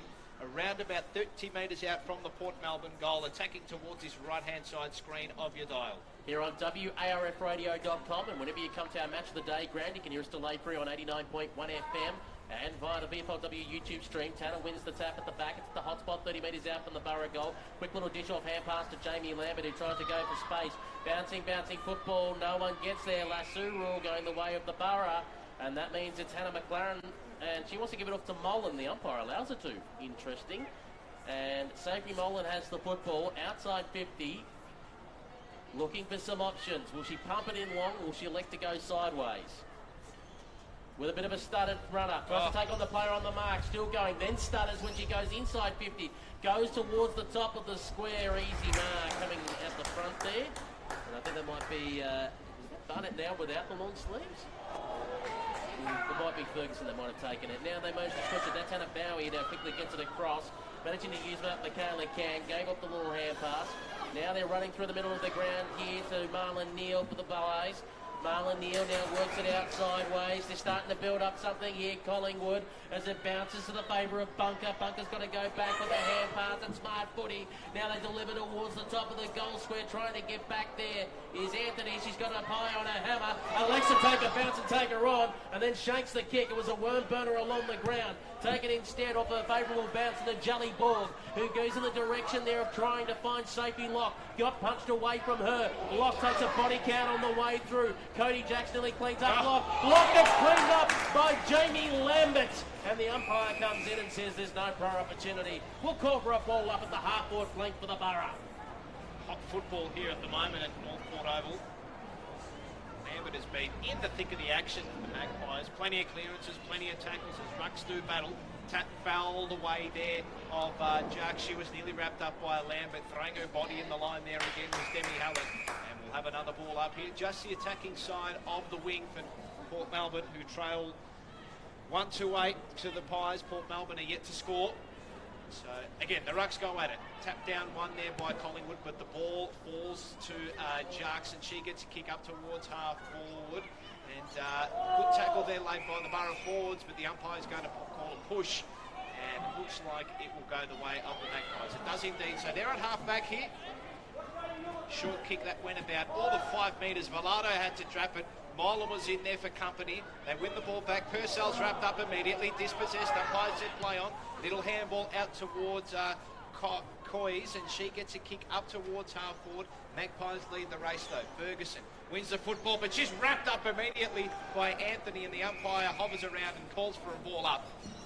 And it'll be tossed up around about 50 metres out from the Port Melbourne goal. Lambert around the football for the Pies, as is Lambert playing a big tackle there, but the umpire said it was okay. Quick little kick around the corner. Kai's got one on the scone on the way through. How did that get missed? So it looks like we're going to have a free kick. Is it the last kick ball? It'll go the way of Port Melbourne, and it looks like it'll be Bridie Kennedy to take this resulting free kick. Out of side here at North Port Oval. Collingwood 1-2-8. Port Melbourne yet to score. I think Kai's was looking at the umpire saying, how about my first? Has now kicked it inside 50 with the kick. That's going to be intercepted. Easy mark there for the Pies in defensive 50. And that's Vflw. The Vflw works it sideways. Mark taken, half-back flank, city side of the ground. Now they'll kick up the line towards centre wing. Coming forward and taking the mark there is safety Casey, who gave up the hand pass. Now they deliver inside 50. Awkward bouncing ball for Anthony to run onto. Wants to back herself, takes a bounce. Likes to have a run, and it's smart football. He manages to find the jelly ball, got a bit of space to work with. Ball now goes towards the half-forward flank. A high floating ball, got out the back of block. Tanner there as well. Pushed towards the boundary line by Smith, who did the shepherding work for Lockett. Then got cleaned up on the way through, and the umpire says throw it in, and the Port Melbourne supporters are dumbstruck. They're like, what is going on here? Very, very interesting call there from the elf. Oh boy. Interesting non-call. Yeah, that is exactly what I meant. It's rough, tough football here. It's old VFA style. As the ball is thrown back into play, Tanner hits the ground. Goes through, Ramage gets taken down. No free kick, play on. Not trying to sound biased here, but look, as they're going in there as well as Hallett. And the umpire blows the whistle and comes in. I think the general rules are today for both sides. If your neck is still attached to your head, it's play on. We'll get a game next week. Unless you're decapitated. So once again, it's rough footy, but something about me loves it. Yeah. It's old school. It's very old school. It's as the ball thrown up in the air. Tanner brings it down. Kais comes in there, wraps up her opponent. Trying to jump in there is Bunker for the Pies. And also Hallett as well, and the umpire once again will restart play at centre half forward for Port Melbourne. They trail the Pies by 8 points. So Port Melbourne slightly locking this ball inside their forward half. Guy around the football there for the Magpies. Umpire is going to call the free kick, and it'll go the way of, I think that's Maddie Shevlin out there. Yeah, she got a free kick after being taken high, and she drives this one up towards the outside, up towards this outer side here at North Port Oval. Coming out to take the mark was Imogen Barnett. She got a quick little kick inside. It was okay.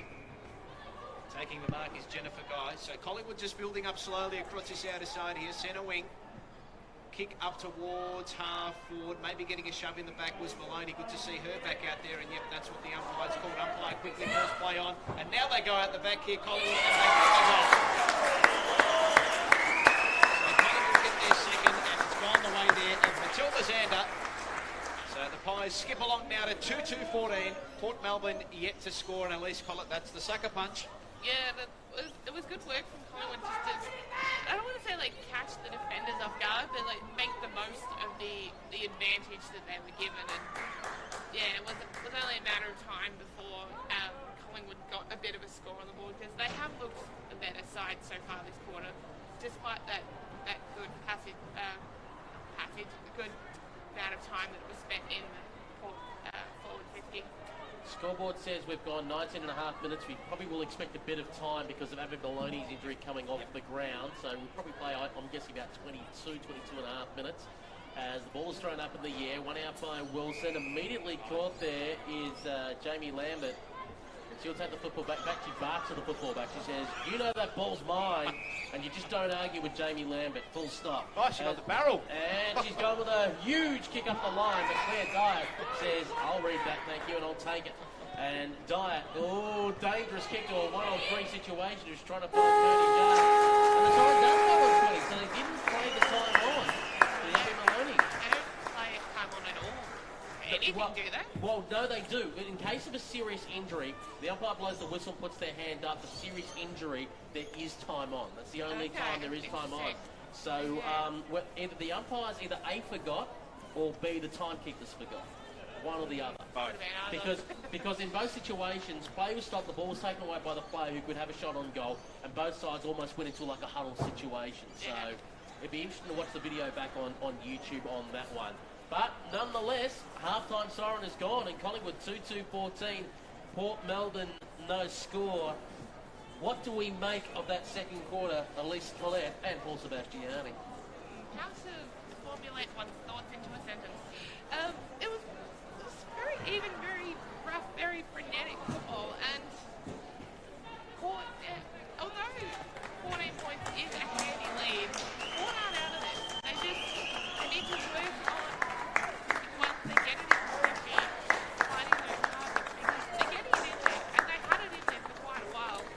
But they're just about 10 metres-ish out goal. It just falls apart, and the Collingwood defenders are able to intercept and rebound out of there. I'll tell you what, just before we get into the Kayla Candace, she's wrapped up like a mummy across the nose. She's got the tape so keep an eye out for that. I think it's, I don't know if you remember when Juddy got the tape up against St Kilda a couple of years ago. It's almost an exact replica there. So, look, I think Port Melbourne, from their point of view, would be happy with the midfield group and what they've been able to provide from a clearance point of view and a stoppage point of view. But I think it is just that being clean going forward of the football, not blazing away, and being sure with your kicks going forward of centre. So they can clean up their ball use going inside forward 50, then they're a big sniff, because I think in between the arcs has been evenly contested. The only real standout for Collingwood's midfield, I'd say, is probably Jamie Lambert, and that's the class factor coming into it, the clearances, the disposals, and the amount of tackles that she's had today. She's been a standout for the Pies, but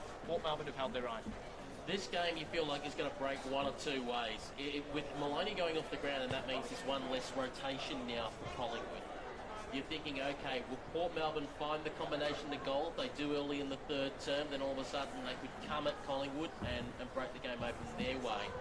Or you've got a feeling that with this struggling to get goals, if the Pies get one early in the third term, Port may mentally crumble to go, we're doing everything but we just can't score, and then the Pies, again with their AFLW quality talent, could run away. I can't foresee a close finish here. I see the Port Melbourne finally getting the combination right, or Collingwood just going, right, now we're going to blow this out of the water. If Collingwood get a goal probably in the first couple of minutes of that third quarter, you do almost feel like the floodgates could open, excuse the cliche, but if Port managed to somehow try and find those targets about 10 metres out, because they definitely had those opportunities in the second quarter, they just fell apart, for want of a better phrase, about 10 metres out. Well, what's interesting is, as we said, there's no Sabrina Frederick in the side. She's played a limited number of games. They could really do with her. There is talk that maybe Katie Brennan will play a couple against them as we get closer to finals. Elizabeth Wilson, who's been doing a bit of the rucking and been changing with Edmonds, and even Dine's been doing a little bit of ruck. Wilson did play a full forward role in combination with Christina Bernardi back in the opening game against North Melbourne, and that worked really well for them. And you just got to wonder why maybe Lachlan Harris hasn't made that move yet to go, okay, we've got Edmonds as a quality ruck. Let's throw Edmonds in the ruck and let's tell Wilson, we need you to go forward and act like a true leading forward now, because we need someone who's got hands where the ball is going to stick. We need something to focus on and square us up a bit. They almost need that tall target down there, because a couple of weeks ago against Casey, where they had Sabrina, that worked really well as her being that tall target that they could pick to, but their forward line at the moment's not that tall, so if they chuck someone like Wilson down there, will that change the dynamic and give them the tall target?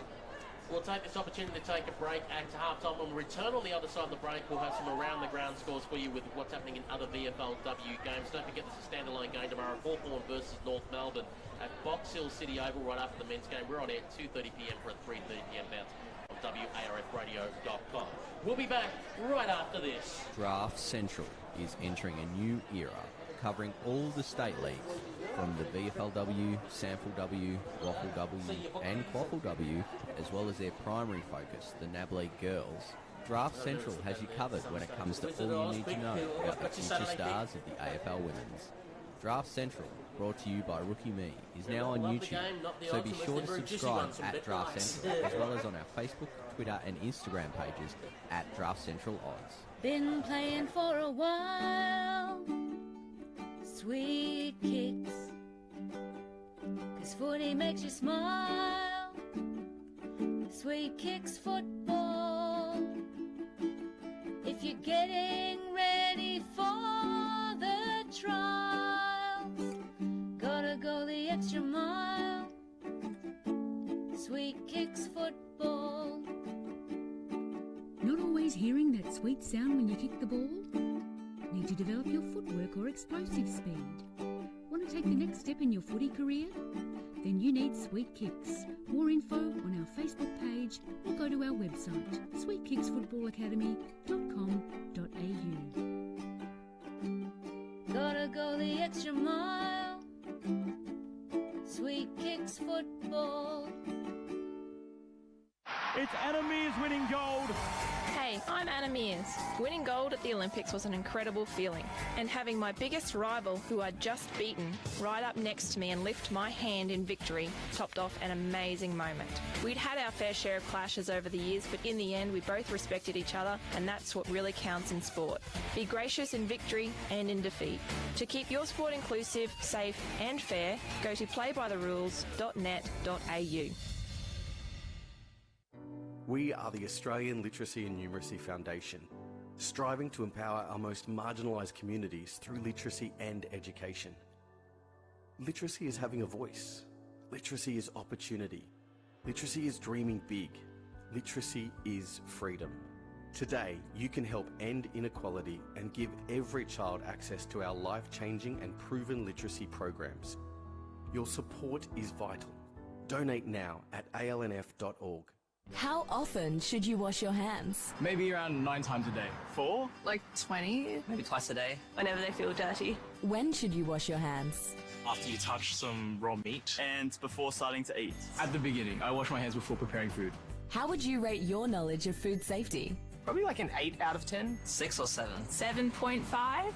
Learn more at foodsafety.asn.au/food safety training. Food safety, it's in your hands.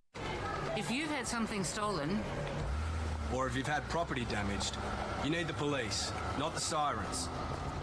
If you've lost something or found something valuable, or if you want to register a party or let us know you're going away on holiday, you need the police, not the sirens. When you need the police but not the sirens, you can now report these incidents online at police.vic.gov.au or call 131 444. Authorised by the Victorian Government, Melbourne. There are plenty of classic hits radio stations, but this is where GoRadio.live is different. We unashamedly select the best music from our chosen era. We develop programs that provide the music with minimal interruption. For many hours of the day, you won't hear any announcers, just great music and the occasional station ID. We let the music play through until the end, no crossfades and no announcers talking over the start and end of tracks. We think you're going to love GoRadio.live, radio as it should be. Check it out at www.goradio.live or download the free app from Google Play or the App Store. I was lucky that when I picked up the phone that day to call my best friend, that he answered. Despite almost every Australian knowing someone who has been affected by suicide, we still don't talk about it. Lifeline Australia's new podcast, Hold on Hope, shares stories of survivors and the connections made to find the hope to keep living. Because when we talk about suicide, we realise our capacity to support those around us. Holding on to hope. lifeline.org.au/podcast. Hi, Kirk Pengilly from In Excess here. And whether it's music, sweet things, puppies, movies, we all love our treats. But our eyes need treating too.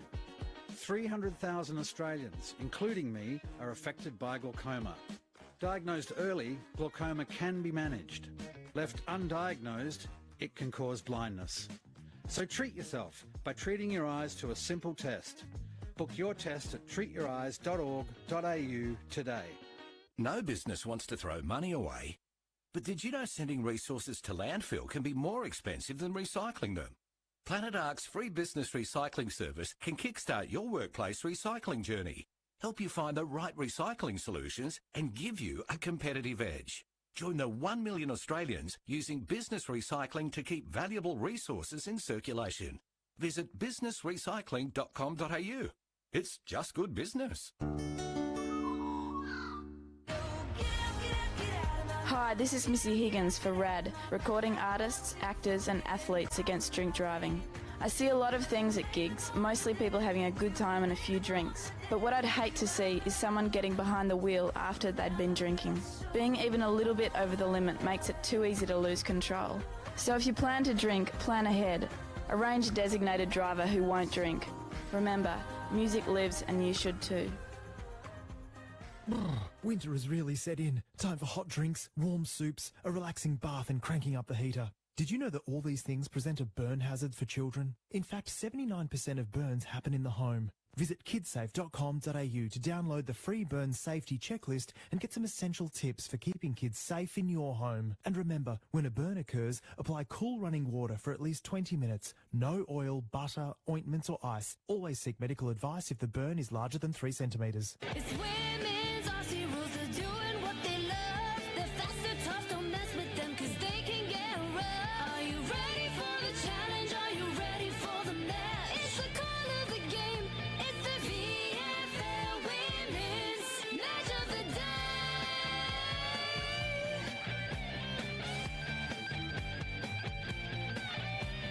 It's the VFL Women's Match of the Day.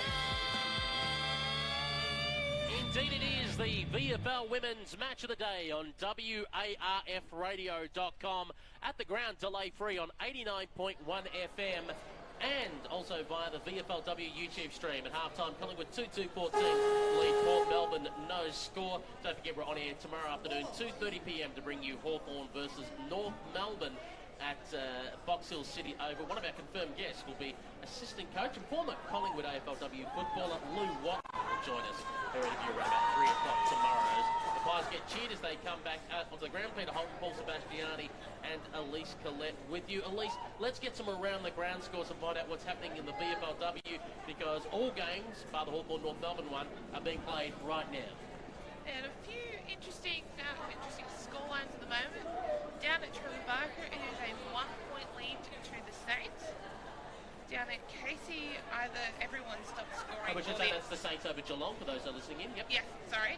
Down at Casey, either both sides have stopped scoring or someone stopped updating the website. It's still 3-3-21 apiece. Scores are dead even as well down at Williamstown between the Seagulls and Falcons. And the Bulldogs are 13 points ahead of Essendon. Oh boy. Essendon just starting to... There's a little bit of the wobbles. There's a little bit of the wobbles. The collie wobbles are wearing off on the Dons, aren't they? I keep saying, where's that backbone for Georgie Praspargas? Get the back signal up. We need it. We need it down there. Surprised we haven't seen her out there. Or is she, or are they the Calder Cannons still? No, because they're out. Because it's Oakley versus is it Geelong in the NAB League Grand Final. By the way, that's being called, we should say, tomorrow by Julia Montesano and Lucy Watkin, along with Tyler Hanks on special comments. They're doing the game 2 PM tomorrow, the NAB League Girls Grand Final, and you can watch that via the NAB League app. Download that to your mobile phone or steal somebody else's. Yeah. she's a very good Carlton lady, is Julia Montesano. So hopefully they go well with their call.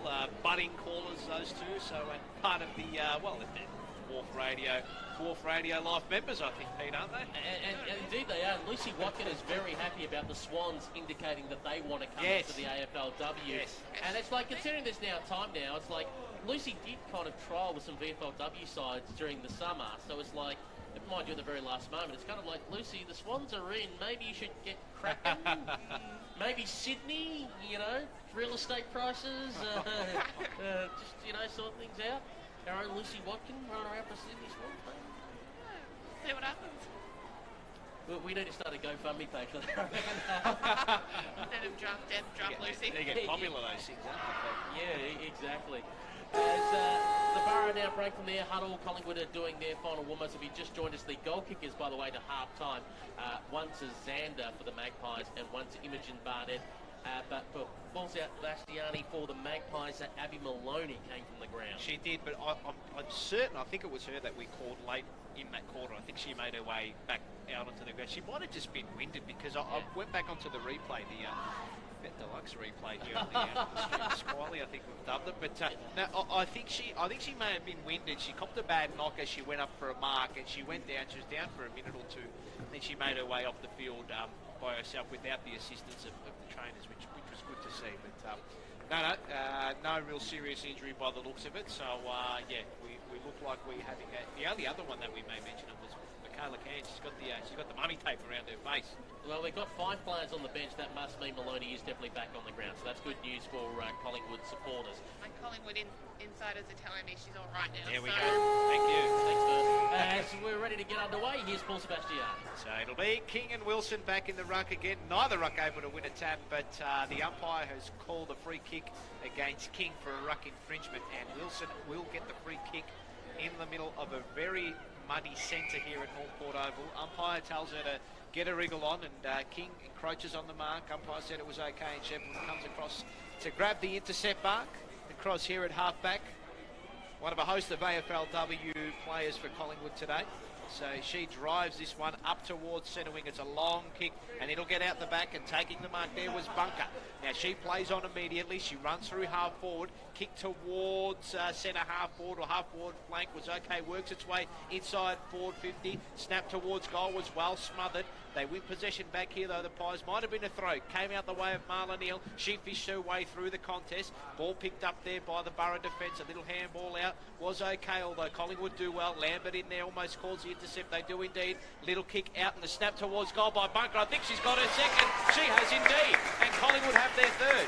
Sorry, Bunker's got her first. So Caitlin Bunker gets her first of the day.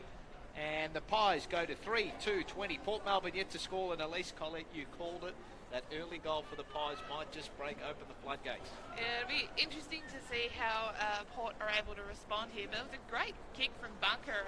She was facing the wrong way, and she had to kick halfway around her body to get the goal. But she did, and we'll see whether a floodgate's open here or whether Port can just steady the tide a bit and get some score of their own on the board. Well, the Borough find themselves in a bunker at the moment, and they need to try and get out of it. As goes King, puts it down through the legs almost of Bramage, being warmed by like a cheap soup by Lambert. Umpire comes in and says it's going nowhere as Wilson is wrapped up. We'll take the football back.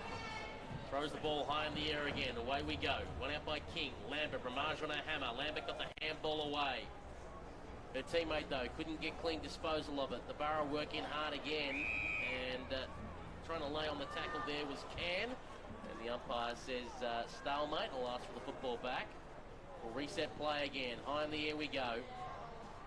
Bramage bumped off a bit by Lambert, too strong, and Lambert just slammed it on the boot. Went towards centre half forward, diving play for the Boroughs. McLaren dropped it. Maybe one in the back. Umpire said no, holding the football, and that will be a free kick going the way of Colburn Veal. Colburn-Veal for the Pies at centre half forward, gets on the right boot, works it sideways towards the half forward flank, denied from behind, if you don't mind, by Diet, but Colburn-Veal manages to clean up her own mess, gets on the right boot, goes inside 50, good ball from behind by McLaren, who wants to go again for a second crack, good work by McLaren, and this kick is, not Smitty's finest. No, very, very un-Smitty, you might say. Catherine Smith, who is normally very clean by foot, unfortunately has given the lasso rule free kick away to the Pies. Going to end up in the hands of Georgia Ricardo. So Ricardo here.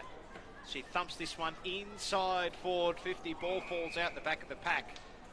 And coming out to take the intercept mark is Jade Anthony. So she's going to transfer play towards this outer side here at Northport Oval. Shevlin leading back in the race for the football. She's going to let that trickle over the boundary line, and she'll get a free kick. So it'll be Maddie Shevlin.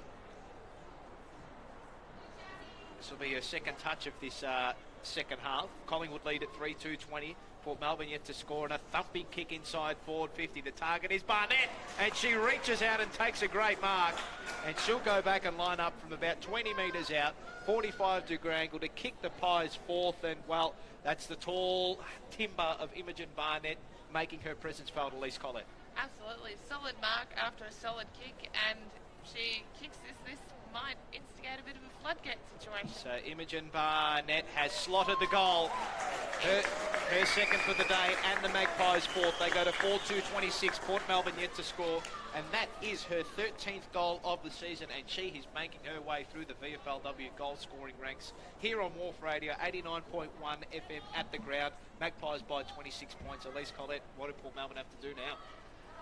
Yeah, they've just got to get possession of the ball to begin with, but yeah, just find the easy option and just find the space as well, because yeah, it's a lot.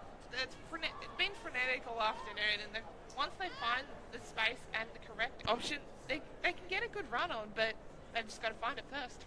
Umpire has the ball back in the middle of the ground. Once again, it's going to be Evans versus King. Evans just barely wins it down, goes back to get her own footing, give it away to Smith. Umpire said it was a throw, and it will be a free kick. Now, will Lambert take it, or will Can take it? Can wants to claim it, and we'll get a disposal on the stat sheet. No, says got to give it to the big tall ruck. So Sarah King, you can have a free kick. Sarah King, defensive side of the centre circles. She's looking towards the city side of the ground. Elects now to go down the corridor.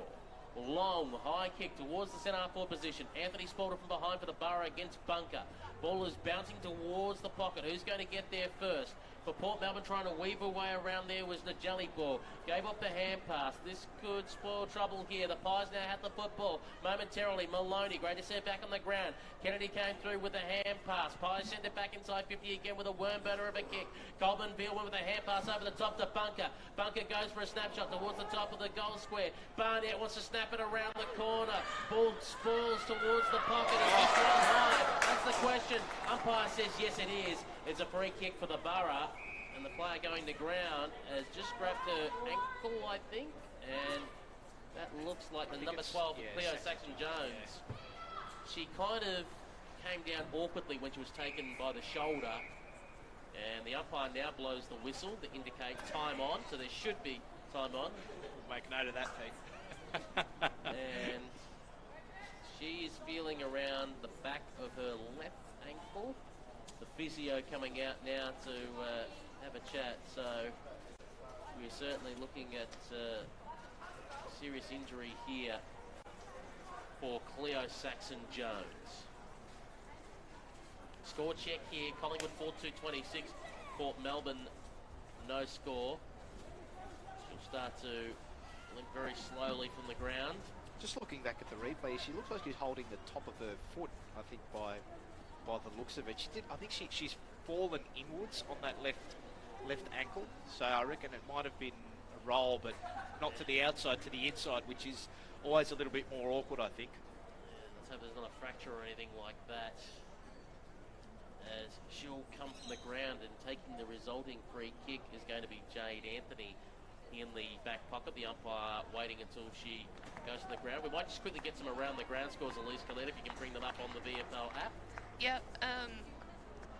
Interestingly, down at Casey, the score on the app is not the same as my sources down there, so I'm going to trust my source who's actually at the game. Casey 25 players, Carlton 21. Come on, Blues. The lead has changed again down at Trevor Barker. Geelong now lead the Saints by 11 points. Things are all tied up still down at Williamstown, 6 apiece against the Falcons, and the score has not changed between Essendon and the Bulldogs. 13-point lead to the Bulldogs. So free kick here to be taken by the Borough. Anthony drives it up towards half forward mark, nearly taken by McNamara. She dropped the football, and it lets the Pies in here, and they are going to lock it inside their forward 50. They are doing all the attacking thus far in this second half. Quick score update, Collingwood 4-2-26. Port Melbourne yet to score. From the restart, Rucks go at it. Neither ruck able to get a tap onto that one. Kick around the body by Guy. Went towards centre half forward. Leading the race for the football was Bowie. She couldn't win clean possession. Velardo's there for the Magpies, but winning the football for the Borough was Richards. She picked the ball up, gave a little handball inside. It was okay. Now they drive it up towards centre wing. Sophie Casey sitting under it. Couldn't take it. They go back here now, the Pies. They've got time and space to work it into the middle of the ground. Can was wrapped up as soon as she won the football. Good smother here by the Borough. They do well to win possession back. Smith with a handball over the top. Casey was almost tripped, letting in the football. Bailey was in there for the Borough. She's wrapped up as soon as she wins possession of the football. Around about 45 metres out from Port Melbourne's goal. They haven't kicked a score yet. They're 0 behinds, 0 points. And Collingwood are 4-2-26. We've gone 7.5 minutes into this third term. Here on WARFradio.com and the Vflw YouTube stream, Jen Guy immediately caught, trying to get a hand pass away. Ball hit the deck. Bramage is watching on. Almost shoved her own teammate into the ground. And getting up to get the ball back to the umpire is Wilson, and we'll reset play again, just near the 50-metre arc in front of the scoreboard here at Port Melbourne. One out by Neve O'Connor. Hit the ground, quick little hand pass out using Bowie. Going backwards was using the agency of Michaela Can. Hurry kick away, intercepted by the Borough, and the kick was an awkward bouncing off in a jolly ball. Couldn't get to her. Taking it instead is Sophie Casey. Go up the hand pass, now the long kick up the line towards Jamie Lambert. Bounced awkwardly in front of her, and then pushed her opponent out of the way, saying, "Don't you know who I am?" And then Jamie Lambert tries to kick around the corner, was trying to find her. The King, who got dispossessed of the football. Claire Dyer gave it across to Bramage. Bramage wanted to come in, ball went over the head of Shevlin. Screaming for the football and taking it and going for a little bit of a run here to Jelly Borg. Kicks it inside 50, looking for Smith. Ball bounced awkwardly, then back over her head. Going to be cleaned up by the Pies here. On the right boot, coming towards the non-goss stand side of the ground. Still in the centre square area though. Ball came through, took it, popped it high. Smith did the old acting award, threw the arms back. Umpire didn't pay it. Then got it back. Catherine Smith away to the left. And will register as a minor score. Port Melbourne one behind, their first score of the day. Collingwood 4-2-26 here on the third term, and we have played 9 minutes. So it'll be Velardo to take the kick out from fullback. And she goes for a jog. Umpire calls it a play. Oh, she sells the candy beautifully, but her kick is a shocker. Falls okay though. Sophie Casey picks it up. She's been lively across half back, and now Jamie Lambert. She's got an acre of space to work into if the ball falls her way, just bouncing away from her. She's got time and space, steps inside her opponent, does really well. Delivers a kick inside forward 50. The Pies forward had it well fisted away from her. That was Cowan. Lets Port Melbourne in. They get numbers around the football. In there was McNamara. Got a clearing kick up towards half forward. Only went as far as Velardo. She can mop up the mess. Little handball out towards Lee. Now they can go via hand here through the middle of North Port Oval. Little kick there was okay by Guy. Worked its way out towards Neil. She gets a kick towards full forward. Didn't favour Barnett, favoured the Port Melbourne defender. They do well here, the Pies, to wrap it up, and it's holding the ball, and it'll be a free kick going the way of Collingwood. Great forward pressure, and the free kick will be taken by Matilda Zander. She'll line up to kick her second, Elise Collette. Collingwood just doing all the attacking in this quarter, aren't they? Yeah, absolutely, and just have all the answers for Port at the moment, even with that surge forward that they were able to get, and yeah, Zander should get this, and she's dead in front here. So Matilda Zander, kick on its way, and she does indeed. Straight over the goal umpire's hat. So Zander gets her second of the day. Collingwood get their fifth, and they now skip along with a big lead here at North Port Oval. They are 5-2-32. Port Melbourne one behind 1 point. Just under 11 minutes gone in this third term. It's all been one-way traffic thus far in the second and third quarters, and Collingwood, the class is just coming to the fore, Elise, isn't it? Yeah, absolutely. They're undefeated for a reason, and yeah, they're able to finally show that in this third term. It doesn't quite feel like the floodgates have opened yet, but a couple more goals, and I might not be saying that anymore. Umpire throws the ball high in the air to restart the play. One down by the Borough by Edmonds. Umpire says that's too high. Free kick going the way of Sophie Molan. Molan, Richmond AFLW listed footballer, playing today for Port Melbourne. Gets on the right boot. Goes long inside 50. They haven't done that in a while. Ball just bounced away from Hannah Bailey towards the old scoreboard here. Bowie trying to knock it around. kicking up there and just swinging it back in. There was McClellan. Looked okay, found Edmonds, but she's still outside the 50-metre arc. McNamara screaming for it. Went with a hand pass sideways to Jax. Now goes inside 50. Locke's waiting out the back. Ball couldn't get to her. Coming in there, Imogen Purcell. Nearly took out her own teammate. There was Marlon Neal. Umpires off the ball has blown for the whistle and said that's a free kick going the way of the Borough. And it'll end up in the hands of Sophie Molan. So she's about a very tight angle, should I say. Not quite as tight as she was earlier on the boundary in the first term.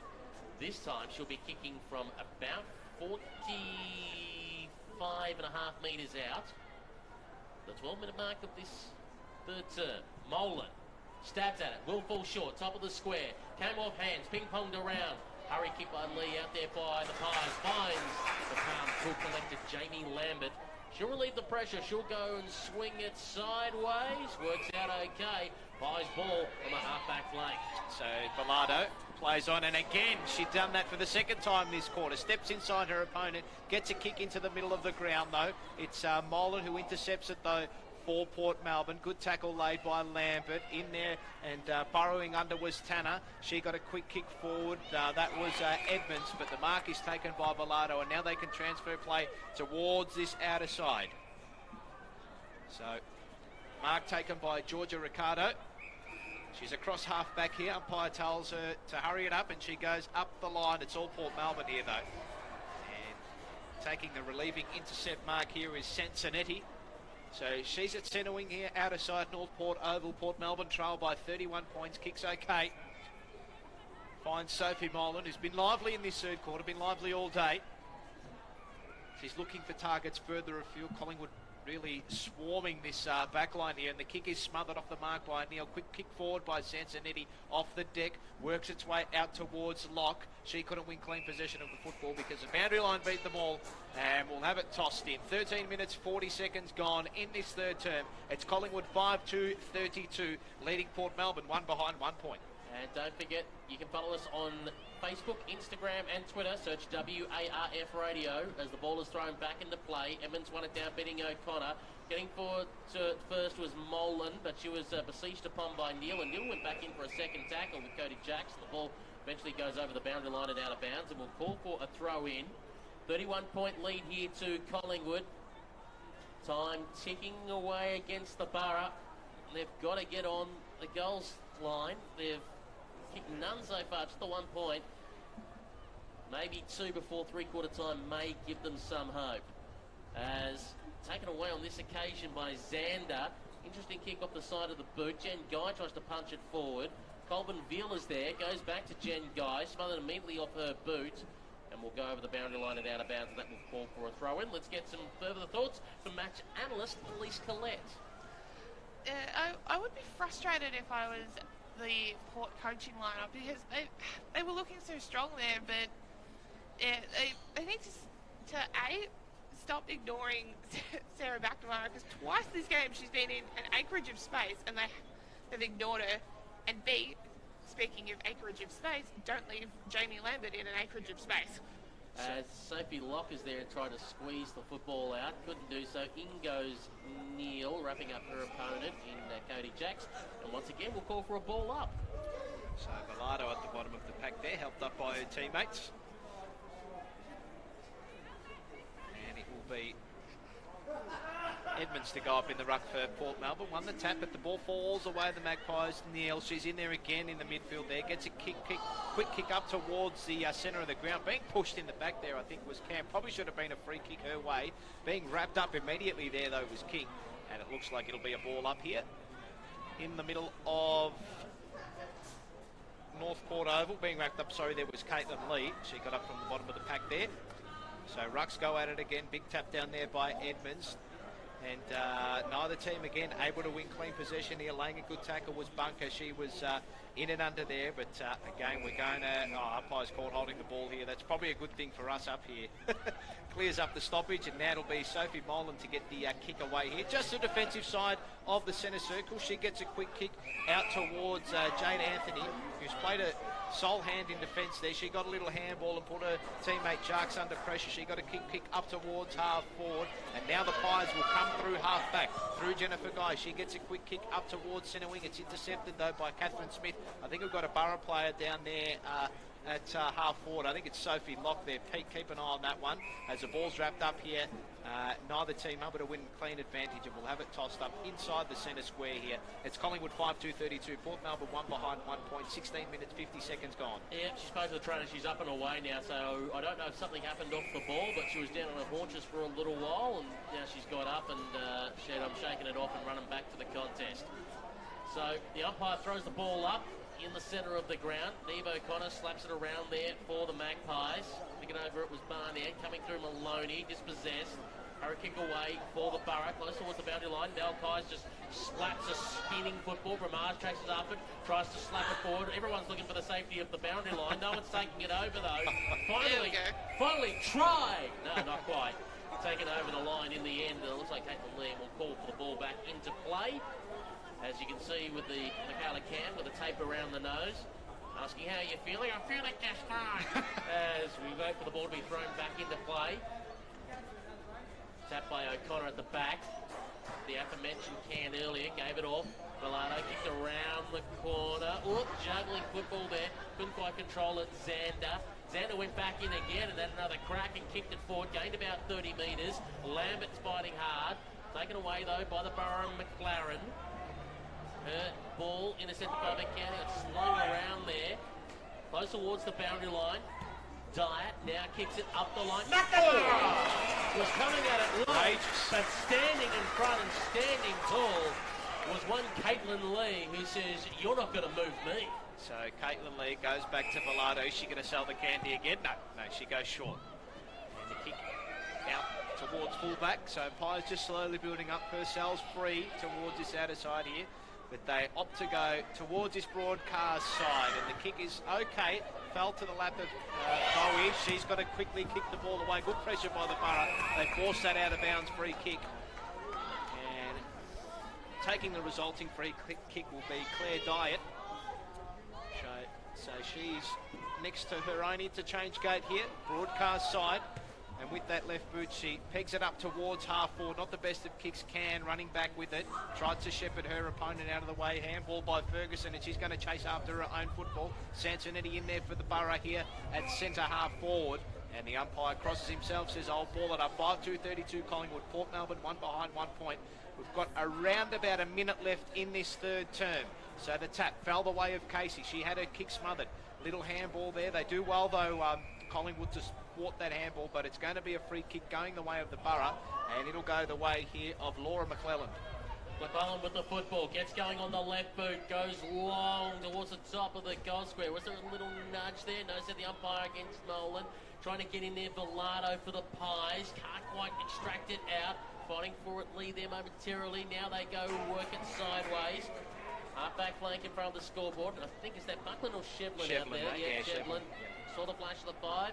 Quite see the 3. And Shevlin now, who goes up the line with the kick. 1-2 bites the cherry. Spoiling work on Maloney done originally by Smith. Going in to lay the tackle was Sansonetti. Really haven't seen much of her today.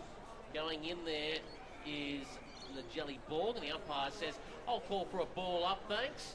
20 minutes gone, and that means the siren is not too far away. So from the restart, Rucks go at it. Ball falls away the Pies. And speaking of the siren, there it goes for three-quarter time here at Northport Oval. The Magpies lead it by 31 points, 5-2-32 to the home side, Port Melbourne. 1 behind, 1 point, and Peter Holden, goal scorers. Hang on, a bit of push and shove. Bit of push and shove going on here at the moment. One of them trying to get in there was Claire Dyer. A Collingwood player got knocked over. There's exchanging of insurance details here at the moment. A fair bit of jumper pulling going on. The umpires coming in to have their 2 bobs worth as well. Velardo not happy about it. Molan gets in there, says, get out of my way. Catherine Smith tells the Barra players not worth it. And I think she might have just told someone to go forth and multiply on the way through. Velardo not happy. A few F-bombs drop. Lambert in the middle of it all. It's all happening here at Northport Oval. A couple of angry customers. Security's out in the ground as well. Bit of overuse. Just quietly, I think security are no match for the two sides out there. And they'll go away to their respective huddles. And Port Melbourne a little bit fired up here at the moment. And I think some calmer heads are trying to talk to the Collingwood squad at the moment. 5-2-32 the Pies. Port Melbourne one behind at three-quarter time. Let's get some thoughts from a gobsmacked Elise Collette. What an interesting quarter. Where do I begin? Yeah, it was very, very good quarter from the Pies there. Most of the attacking was done by them. And Port had their glimpses, but yeah, they need to stop ignoring Sarah McNamara when she's in an acreage of space. They've done it twice this quarter, and things could have been very different if they hadn't ignored her. And yeah, they've just got to find the space and just find the option, because yeah, once they get the space and the chain happening, they're looking good and they're getting a good run, but they just can't do it very often. Goal kickers at three-quarter time, Paul Sebastiani. Yes, we have Imogen Barnett with 2, as does Matilda Zander. Caitlin Bunker with 1 as well, and Imogen Barnett adding to her already impressive goal tally this year, Pete. She's got 13 for the year thus far, and as I said in the call earlier in that third quarter, she's paving her way through the goal scoring sheets. But geez, that was a nice little bit of biff there at three-quarter time, and I'm just waiting for someone to run through the huddles here, Pete. Well, that's what I'm just saying. As we go to the three-quarter time break, I just got a feeling everyone on the VFLW YouTube stream is just going to skip back a minute just to go, who got dumped first? Because it was a Pies player that got dumped first. Who started that fracas, you could call it? We'll find out for you during this short break. Collingwood 5-2-32. Port Melbourne one behind here at three-quarter time. Back after this. The average person spends 44 minutes a day thinking about food. At Oz Harvest, thinking about food is a full-time job because we're always looking for new ways to nourish our country and combat food waste and hunger. Every day, we rescue quality surplus food across Australia and deliver it to those who'd otherwise go hungry. And you can help. Every dollar donated to Oz Harvest can provide 2 meals to people in need. Visit ozharvest.org. Thought for food. There are plenty of classic hits radio stations, but this is where GoRadio.live is different. We unashamedly select the best music from our chosen era. We develop programs that provide the music with minimal interruption. For many hours of the day, you won't hear any announcers, just great music and the occasional station ID. We let the music play through until the end, no crossfades and no announcers talking over the start and end of tracks. We think you're going to love GoRadio.live, radio as it should be. Check it out at www.goradio.live or download the free app from Google Play or the App Store. They're my grandkids. Gee, they can make some noise. But you know what? It's a beautiful sound because they're alive and having fun. The sound I hate is silence in the pool. When a child drowns, you hear nothing. No splashing, no cries for help. Be vigilant around water. Fence the pool, shut the gate. I teach your kids to swim, it's great. Supervise, watch your mate, and learn how to resuscitate. I'm Laurie Lawrence. Kids Alive, do the 5. Draft Central is entering a new era, covering all the state leagues, from the VFLW, SampleW, WFlw and QuaffleW, as well as their primary focus, the NAB League Girls. Draft Central has you covered when it comes to all you need to know about the future stars of the AFL Women's.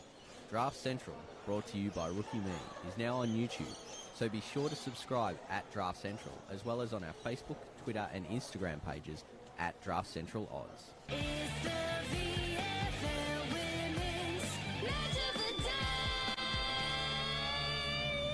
Here at Northport Oval, it's the VFL Women's Match of the Day. Three-quarter time. First place Collingwood at 5-2-32. Third place Port Melbourne just the one behind. Peter Holden, Paul Sebastiani and Elise Collette with you, plus a bunch of security as well, who tried to, in vain, a step in between the fracas between two sides. Paul Sebastiani, can you go through the undercard? So can you go through what happened on the three-quarter time side? We can indeed. Well, Demi Hallett, I think, copped a little bit of a bump as she was going to win the ball. It was right on the three-quarter time siren, yeah. And then it all kicked off. I think Neve O'Connor was in there. She got dumped on her backside as well. Velado came in from 3 deep to share a few words, and then there were just jumper punches thrown left, right and centre. So don't know if there's going to be a few fines out of this one. Sophie Casey in the middle of it as well, and Yeah, it was a very entertaining end to the third quarter, Pete. Maybe that will fire Port Melbourne up old school Borough style. Who knows? Let's get some around the ground scores. What's happening in the other games? The only match not being played is Hawthorn versus North Melbourne. Match tomorrow, 3:30 p.m. bounce at Fox Hill City Oval. We'll have that game live for you on WAFradio.com. Elise Collette, what do we have? Very interesting result in terms of the potential final ladder. It was Geelong who beat the Saints by 11 points. And the door is open to sixth spot. Yes, and one of those teams hoping for that sixth spot is the Bulldogs, and they're doing their chances no harm at the moment. They are 25 points up on Essendon. Over at Williamstown, it is a 2-point lead to the Seagulls over the Falcons. And, you're going to be happy with this one, Paul. Down at Casey, it is Carlton 51, plays Casey 25. Carlton. Finishing with a wet sail. By Jingos. To get us underway for the final quarter, here's Paul Sebastiani. Thank you very much, Peter Holden, as we work our way into this final quarter. The tap one the way of Port Melbourne, but Lambert fishing out a little handball towards Neil, and now the Pies can go into attack. Kick was well fisted away by Sansonetti. She goes in there again, trying to win back possession. Pies lead the race of the football. Won by Ricardo. Boundary line meets her. Sansonetti gives her a shove over the line just for good measure. And it'll be, I think it'll be the free kick. Was that last touch, Pete, by the looks of it? Well, he signalled out of bounds on the full either way, but it was going to be either or. So free kick will go the way of Borg here for Port Melbourne, and she drives back into the middle of the ground. It looks like it's all Collingwood here. Shevlin went without the football. Lambert threw her body on the line. She was wrapped up as soon as she gave the don't argue, but the umpire called for a push in the back, and she will take the free kick here. So it'll be Jamie Lambert, and I think has she heard an E here? I think No. She's okay. Cramp. Yeah. So Jamie Lambert here, the defensive side of centre wing here. It's Collingwood 5-2-32. Port Melbourne 1 behind 1 point. Lambert with the resulting free kick. You're talking about chops here. She's tough as nails. And her kick, though, she could have wished to have done again. It's gone out of bounds. Lasso free kick going the way of the Borough. And we'll wait for the ball to be brought back into play by Cody Jacks. And Jacks now goes long up the line. Only to be intercepted by Sophie Casey. Sophie Casey for the Pies, half-back flank, broadcast side of the ground. Looking to go up the line in the sunshine. High in the air it goes, over the head of King. Kai split through, that got bumped over. Jamie Lambert just grabbed it and as quick as a flash threw it on her boot. Went towards centre half forward. Awkward bouncing ball for Barnett, who collected well. Went with a hand pass over the top, did the teammate no favours there. Ingo Smith, who dumps Xander on her head. That could be looked at later on by the match review officer. And the umpire's pulled out a free kick going the way of the Pies. And that's going to go the way of 58 and Colburn Veal. I think, without looking at the replay myself, I think Smitty might be in trouble there. I'll keep an eye out this one for you, Pete. I'm just looking at it now. Yep. I reckon she sort of picked up, sort of in the action, but she's sort of thrown Xander on the ground. She's got head first, yeah. In goes Colburn Veal, directly in front, kicks. Finger tipper! Just on the edge of the goal square. Barnett. And going back on a very difficult angle as the umpire brings her around will be Imogen Barnett. She'll be almost up against the boundary line. She'll be looking for her third of the day and to put the nail in the coffin. Imogen Barnett. We're right behind her from our broadcast position in the Norm Goss stand. Comes in, right boot and shanks it left. 5-3-33 Collingwood, Port Melbourne 1 behind. Early stages of the final quarter. So McLaren will take this kick in, and she wastes no time because Port Melbourne need to get a wriggle on here, and the kick's okay. Jade Anthony, she's had a stack of the football across half-back. Barnett stands her mark. And, well, as soon as she stood back off the mark there, you knew that's exactly what was going to happen. Didn't get back far enough off the mark, Anthony and Barnett, resulting in a smother there. So we'll have it tossed in here. Magpies 33, Port Melbourne 1 behind 1 point. It'll be King and Edmonds in the ruck contest. Edmonds one front spot, got the tap down here, and they work the ball up towards half-back. Good pick up by Wilson. She's moved forward of the football now up to starting in the ruck. She got a handball back towards Jacques, who was wrapped up immediately. Wilson slung in a big tackle by Can, and the umpire said, I'll ball it up. Half forward here for Port Melbourne, one behind 1 point, for Collingwood, sorry. 5-3-33 they lead it to Port Melbourne, one behind 1 point. From the contest though, overrunning the football was Kais, and the kick by Can, copping a beautiful falcon there was Edmonds. She went back in there to try to fetch the football, laid a good shepherd on, but the kick around the body by Smith went very high up in the air, probably wasn't the required 15. Umpire said play on, it's all pies here. Purcell with a little handball out towards Ricardo. She can go back towards half forward. Well fisted away by the Port Melbourne defender. Wilson in there, as was Bailey. She fished out a little handball. Pies defender was wrapped up immediately as soon as she won the football. Colborne Veal went out there. Little handball towards Shevlin. Stepped around her opponent. Very class. With a lot of class there. But the kick towards Jade Anthony. I think Imogen Barnett's gone down here inside the Pies forward 50. And it's all Port Melbourne here as they look to transfer play with Hannah McLaren. And she looks for Emmons, went through her fingertips, trying to pick it up though. Cody Jacks now gets it for the Borough, kicks it long and high up towards centre wing. Umpire said there's a chopping of the arms, free kick going the way of the Borough. And McClellan, I should mention the jelly ball came from the ground, limping, possibly right hamstring. Hopefully some cramp at the best as the umpire blows for a whistle. That is holding. Free kick going the way of the Borough. Sophie Molan ends up with the football. She's outside the 50. Normgoss stands side of the ground. Alexa try and square it up to the hot spot. That's the first time I think they've done it all day. And they managed to find a lead there of Claire Dyatt.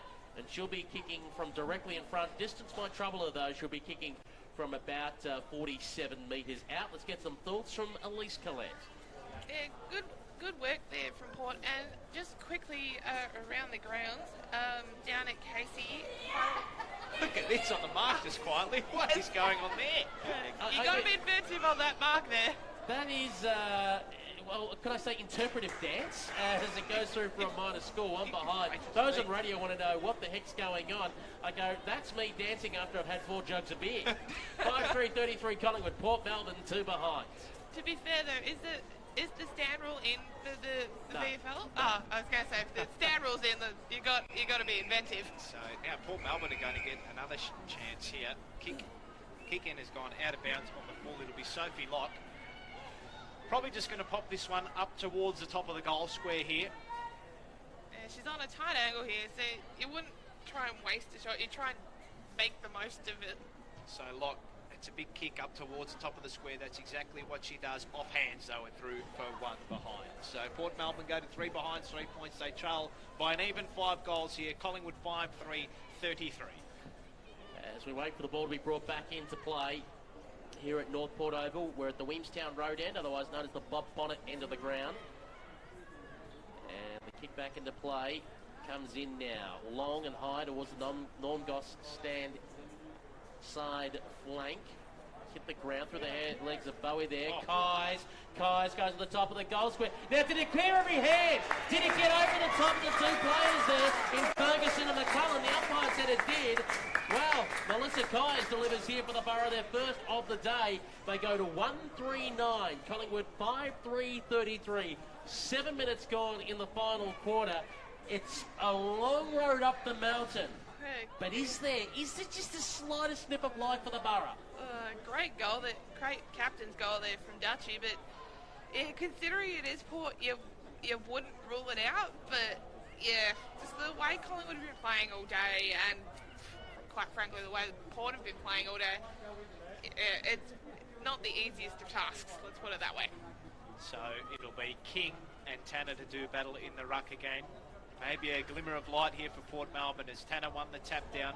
Ball falls away of the Paizo. Quick little handball out. Guy in pursuit of the football. They do well here though, Port Melbourne, and they get a clearing kick inside forward 50. But it's that defender again, Sophie Casey, coming out. Almost took the intercept. Got a handball inside. Port Melbourne do well to hem them away inside their forward 50. Colburn Veal went back in there. Sharked out little handball here though towards Velado. Kick along the line is marked there by Bowies. So she gets a kick up towards centre wing. The target's out the back here. Hallett for the Pies. She went in under it. Little handball sharked its way out, and they work it well here by a hand. Getting the ball now is King. And she nearly missed her foot when she kicked it. Went back in to try to pick up the football.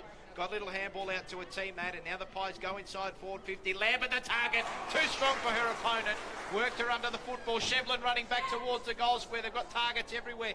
Kick fell the way of Bunker. She couldn't take the mark. Port Melbourne defence do well. They looked at 6s and 7s there, but they stopped that Collingwood 4A forward. It's Port Melbourne 139, Collingwood 5-3, 33. We wait for the ball to be thrown back into play. We're at the Fred Cook end of the ground. Also, if you're watching on the VFLW YouTube stream, you see the Sandridge Event Centre in the background. Immediately wrapped up here, Bailey, and the umpire, or pardon me, was Diet, and the umpire will take the football back. We're just about on the 50-metre arc now for Collingwood, as the ball is thrown high in the air again. King beaten out by Tanner. Kai's over around the football, had to go back again. Hallett on her hammer. Kai's got brought to ground. Umpire says without the football. So a free kick for the Port Melbourne captain. She was formerly on the Collingwood AFLW list and also on the Southern Saints AFLW list. Kai's, that boot goes long up the line. Easy mark there for the Pies in defence. I think might be Nevo Cotter back there. He's got the football, just looking around for some options. Gets on the right boot. Goes towards centre half forward. Oh, good grab. Back and right in the breadbasket. They'll play on quickly. On the right boot, going in towards the hotspot, 30 metres out from goal. Oh. There's Lambert with a cheeky air pass over the head. Went to Barnett. It was almost a no-look job. Jamie Lambert, she's got all the party tricks. She does weddings, bar mitzvahs, birthday parties. And on that occasion gives a goal to Imogen Barnett, who will have her third for the day. 6-3-39 Collingwood. Port Melbourne 1-3-39 as we've reached the halfway mark of the final quarter, and I think Elise Collette, that's all she wrote. Yeah, we were talking before about whether that Port goal would spark some life, but that's one way to snuff out that candle. And speaking of Jamie Lambert, when you're as good as she is, you can do handballs like that. So from the restart, Port Melbourne try to respond from that goal. Quick little kick off the ground there by Jackson. They work their way inside forward 50. Shot towards goal by Richards. It might bounce through. No, they get back there. Colburn Field rushing that through for one behind. So Port Melbourne now go to 1-4-10. They trail Collingwood by 29 points. It was 6-3-39. Time the enemy here for the Borough. 11 minutes gone in this fourth term. As we wait for the players trying to get back to the other side of the fence, because it's caught in the netting, I think, or just underneath. They're all having a bit of trouble trying to get it out, and now they finally do. One thing we should be talking about, obviously, is not only the players trying to impress here in the VFLW, but the coaches as well. Chloe McMillan with an unbeaten record as it stands, and we know now that the Geelong role is up for grabs after Paul Hood stepped down, and of course David Lake no longer at the Gold Coast, so a couple of AFLW head coaching roles up for grabs. As the ball gets its way towards the half-back flank, all wrapped up, the umpire will call for the ball back and throw it up in the air as Tanner wins it down on this occasion. Goes towards the boundary line, going in to pick it up now is McNamara for Port Melbourne, swings around to the boot, was looking originally in the Kai's direction, now at her feet. Got some opponents here coming in, including Sophie Casey for the Pies. And once again, we're going to have a restart of play. The umpire will take the football back. We're on centre wing, city side of the ground, 29-point lead to the Pies. So it'll be King and Tanner to do battle in the ruck again. Little handball out by Can, went towards King, kick up towards half forward. Sansaniti with a good fish, he laid a good tackle as well. Anthony was in there for Port Melbourne, she was wrapped up as soon as she grabbed it. Halla with a nice little handball out towards Bunker, she gets a kick towards full forward. Barnett trying to tackle her opponent there, that was McLaren. But the boundary line is going to beat the ball, and we'll have it tossed in deep inside forward 50 for the Magpies, who lead at 6-3-39. Port Melbourne 1-4-10. The dangerous Lambert around this football for the Magpies. Barnett around there as well.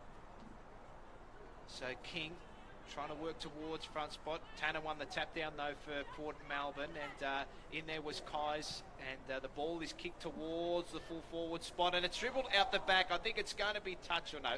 It's going to go towards this near side and through for one behind. So the Magpies go to 6-4-40. Port Melbourne 1-4-10.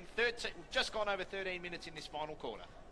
As the kick is short to McLaren, or was a fingertip for it, didn't do her any favours to go back in and get it again on a second crack at it. now gets wrapped up quickly. In jumps Claire Dyatt as well. The umpire says, I'll ask for the football back, please, and we'll call for a ball up. In there was Imogen Purcell for Pies. Michaela Cam back on the ball here for Collingwood. The tape around the nose. Kai's going with her. Can tries to feed out the hand pass. Didn't work out. Ball on the bottom of the deck. Umpire will ask for the footy back. We're on air tomorrow at 2:30 p.m. for Hawthorn versus North Melbourne. Yours truly on commentary, and I can guarantee you'll have more than half an hour's sleep before coming to call the game. I'll have 4 hours sleep before coming to call the game tomorrow. As going in now to pick up the football is Xander. Kicks around the corner. Lacks a fortune. Taking the ball is Bowie. And she'll be lining up for goal from about 25 metres out, 45-degree angle. Some quick thoughts from Elise Collette. If Barnett's goal didn't seal the icing on the cake before, if she kicks it here, this one will. In comes Hannah Bowie. And that means it goes out to a 6-goal lead, 7-4-46. Collingwood 1-4 for the Borough, meaning they're stuck on 10. 6-goal margin here. Now, VFLW match of the day between third and first. And they trap her coming from the ground. They get around her. And Paul Sebastiani, at the moment, after 11 rounds, Collingwood are going to be 11 and zip. Can anyone chase them down? Well, if anyone was going to be, it was going to be this team today. But the class has shone through. The AFLW listed girls getting right on top. The likes of Lambert, Shevlin, Imogen Barnett as well getting involved too with 3 goals. And now she's gone to 14 for the season. So it's a big one here for the Magpies with just under 5 minutes to go. Tanner with the, or Edmonds rather, with the tap towards Port Melbourne's forward 50. But the Pies via hand, they work it out here. And now they're going to go up towards half forward. Guy led pursuit of the football. But Dyatt is going to win back possession for the Borough. She's wrapped up immediately. Gave the don't argue. And the umpire said that's holding the ball. They move it quickly. Shevlin inside forward 50 towards Lambert. Had it well fisted away from her.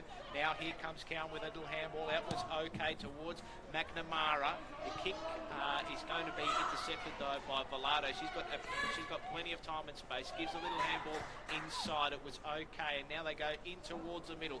Kick towards Xander. She couldn't take the mark. Port Melbourne with the numbers here. They win out. Lock. Kick up towards half forward. She's got Melissa Kais in pursuit of the football. Casey probably should have taken possession of the football. She punched it and she picked up her own football. Gave a little handball to Lee. And now the Pies can clear up towards this outer side, but it's all Port Melbourne. And going to run onto the football is Richards. Richards trying to keep the football in front of herself. Got some company here. Got brought to ground. And the umpire says the ball has gone over the boundary line and out of bounds. So we'll call for a ball in. A little bit of... Oh, no. It says lasso rule. Interesting call. And that's going the way of Demi Hallett for the Pies. So lasso rule free kick for Collingwood on the Ingalls Street side of the ground. City side. Now swings it around towards our forward flank. Easily read there by Alice Edmonds. She takes the football for the Borough. Edmonds kicks it long up the line towards centre wing. Bounces past Wilson.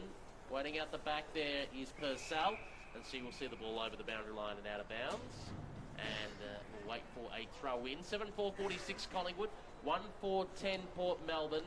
We've got about 3 minutes remaining in this contest. Ball is thrown back into play, and just bringing it down there was Edmonds, Ramage, Kennedy.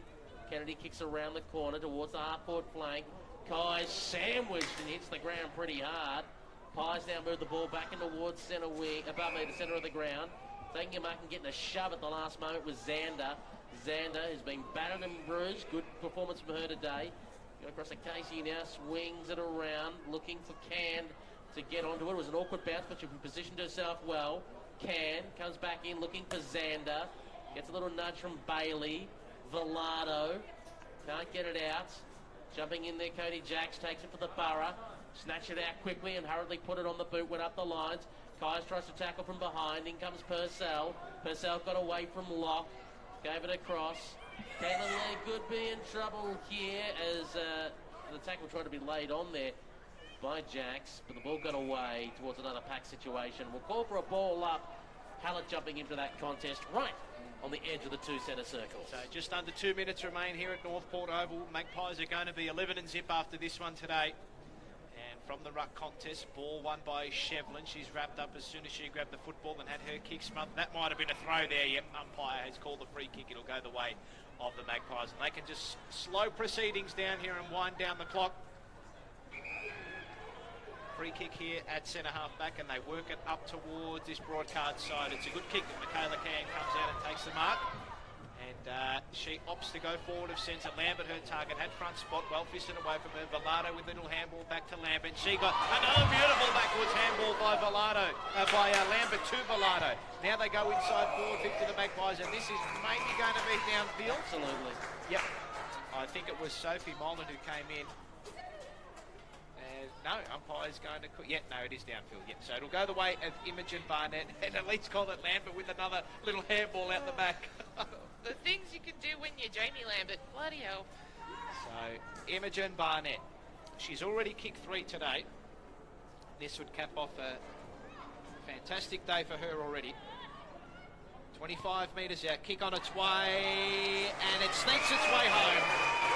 And the Magpies get their 8. They go to 8-4-52.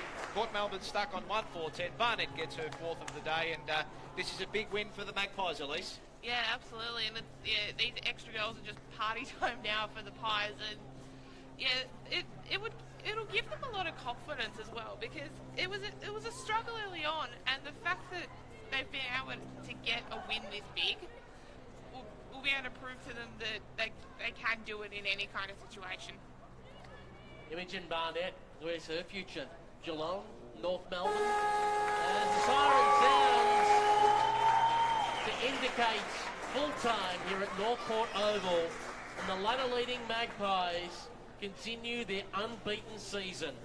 8-4-52, defeating Port Melbourne 1-4-10. And Collingwood, in the end, too fit, too strong, and ran away. And that's one thing, Elise Collette, that we saw today with Jamie Lambert and Amelia Villado and a few others on the list, Abby Maloney. Just the strength of those AFLW players in their bodywork and positioning at times. I wouldn't say intimidated Port Melbourne, but were too smart for them. Yeah, absolutely. And they're AFLW listed for a reason.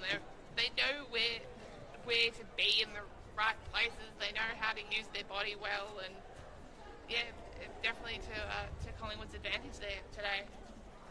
Indeed, final scores here: 1-4-10 Port Melbourne. Collingwood 8-4-52. Paul Sebastiani, you may be having to leave us shortly. But, in a couple of minutes. We've got SEN commitments here, so we're waiting for a phone call. Bet Deluxe, we've got to update the Flemington punters, and that call's coming in right now. Okay, thank you very much, Paul Sebastiani. We hope to catch you before we go off air, but if we don't, thank you. We've got to get that Saturday tip off you, by the way, just quietly. We'll see how we go. But Elise Collette, as we just see the sides shaking hands out on the ground, no little archie-party as we saw there at three-quarter time. I was just saying, with Imogen Barnett, AFLW list when it comes to draft time in July, there's plenty of sides out there looking for a forward, not only in Victoria, but as we know, also up at the Gold Coast, up at GWS. A few clubs will be sniffing around, I reckon, for the services of Imogen Barnett. And why wouldn't they? She was an absolute star today. I guess the tricky thing for someone in Barnett's situation is, do you nominate for Victoria, which gives you 4 options, or do you nominate for somewhere interstate where you're more likely to get picked up because those sides need a tall target like her? I think it also depends on the interstate club. You do have the option, like when GWS has got the New South Wales pool exclusively to themselves, you can kind of hit the GWS if, for example, they're a bit cool on you. If they're like, we maybe don't want you, you could say, okay, if you rather prefer to stay in Victoria, say, I'll nominate for the Victorian draft pool. And if you don't get taken the Victorian draft pool, and if GWS have a spare pick at the end, clubs can reserve that pick to sign free agents. So that is true. There is that possibility. I.e. the Sarah Perkins situation from the inaugural draft. Sarah Perkins wasn't taken after nominating for the Victorian draft. Beck Gunner picks up the phone and the deal is made, and Perkins goes to the Adelaide Crows. Yeah. You could have that situation for an Imogen Barnett. Yeah, exactly. So, again, 4 goals for her. Great performance today. But I just want to praise 2 goals today. Matilda Zander batted from pillar to post today, and as much as we praise the likes of Jamie Levin, we expect that quality from a player like that. Zander today just going and going and going again. Yeah, absolutely. She's the kind of player you want on a side talented, but also a tough night that'll inspire the rest of the girls to go, hey, if Matilda's getting bruised and bashed and still able to get up and do what she was able to do, why can't I? Just a quick mention for those that will be watching on the YouTube stream. We know you're going to leave us very shortly as you end coverage as both sides leave the grounds. We're just waiting for Port Melbourne to leave. The current no doubt be on the Port Melbourne huddle with Lockie Harris chatting to his troops after their disappointing loss today by 42 points.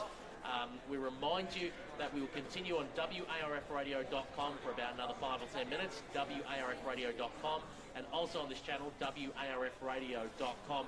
You can catch the game tomorrow, 2:30pm for pre-game, 3:30pm bounce down. Hawthorn versus North Melbourne, a crucial 8th versus 9th battle to fight to stay in the finals hunt.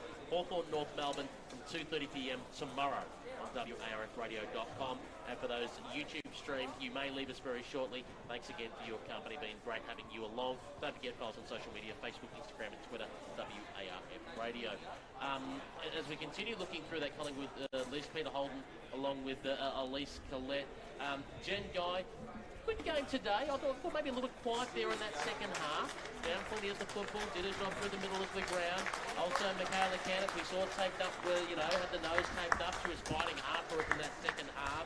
Sophie Casey just kept on. The one thing about Sophie Casey is, and it's been mentioned, as we heard in the pre-game show, she's underrated because she's not flashy or anything like that. She's not taking the most spectacular marks. She's not doing the party trick handballs like Jamie Lambert. But she just keeps on keeping on. It's a good, solid footballer, good, honest footballer that you can rely upon. Yeah, exactly. I don't have much else to add to that. Yeah, you don't necessarily need all the flashiness. If you're just a solid footballer that's good by hand and foot, that's all you really need. If we look at the Port Melbourne side, the usual suspects did well. Melissa Kai's tried to step up in that third and fourth quarter, try and start something, kicked a goal as well, tried to get them going, kicked that goal. Unfortunately, not enough support around the ground. Catherine Smith kept going all day. One of the best games I've seen Smitty play in the VFLW in a while, actually. I actually thought, and maybe it's playing against her old Eastern Devils teammate, she ran with a bit for Jamie Lambert. You kind of got the feeling maybe Smitty thrived on the challenge. Smitty almost feels like one of those players that you talk about where they are better when they're against better opposition. Yeah. Knowing Smitty, she would have loved the challenge to run with someone like a Jamie Lambert. And yeah, as you were saying, they were teammates down at the Devs. They probably know how each other plays very well. So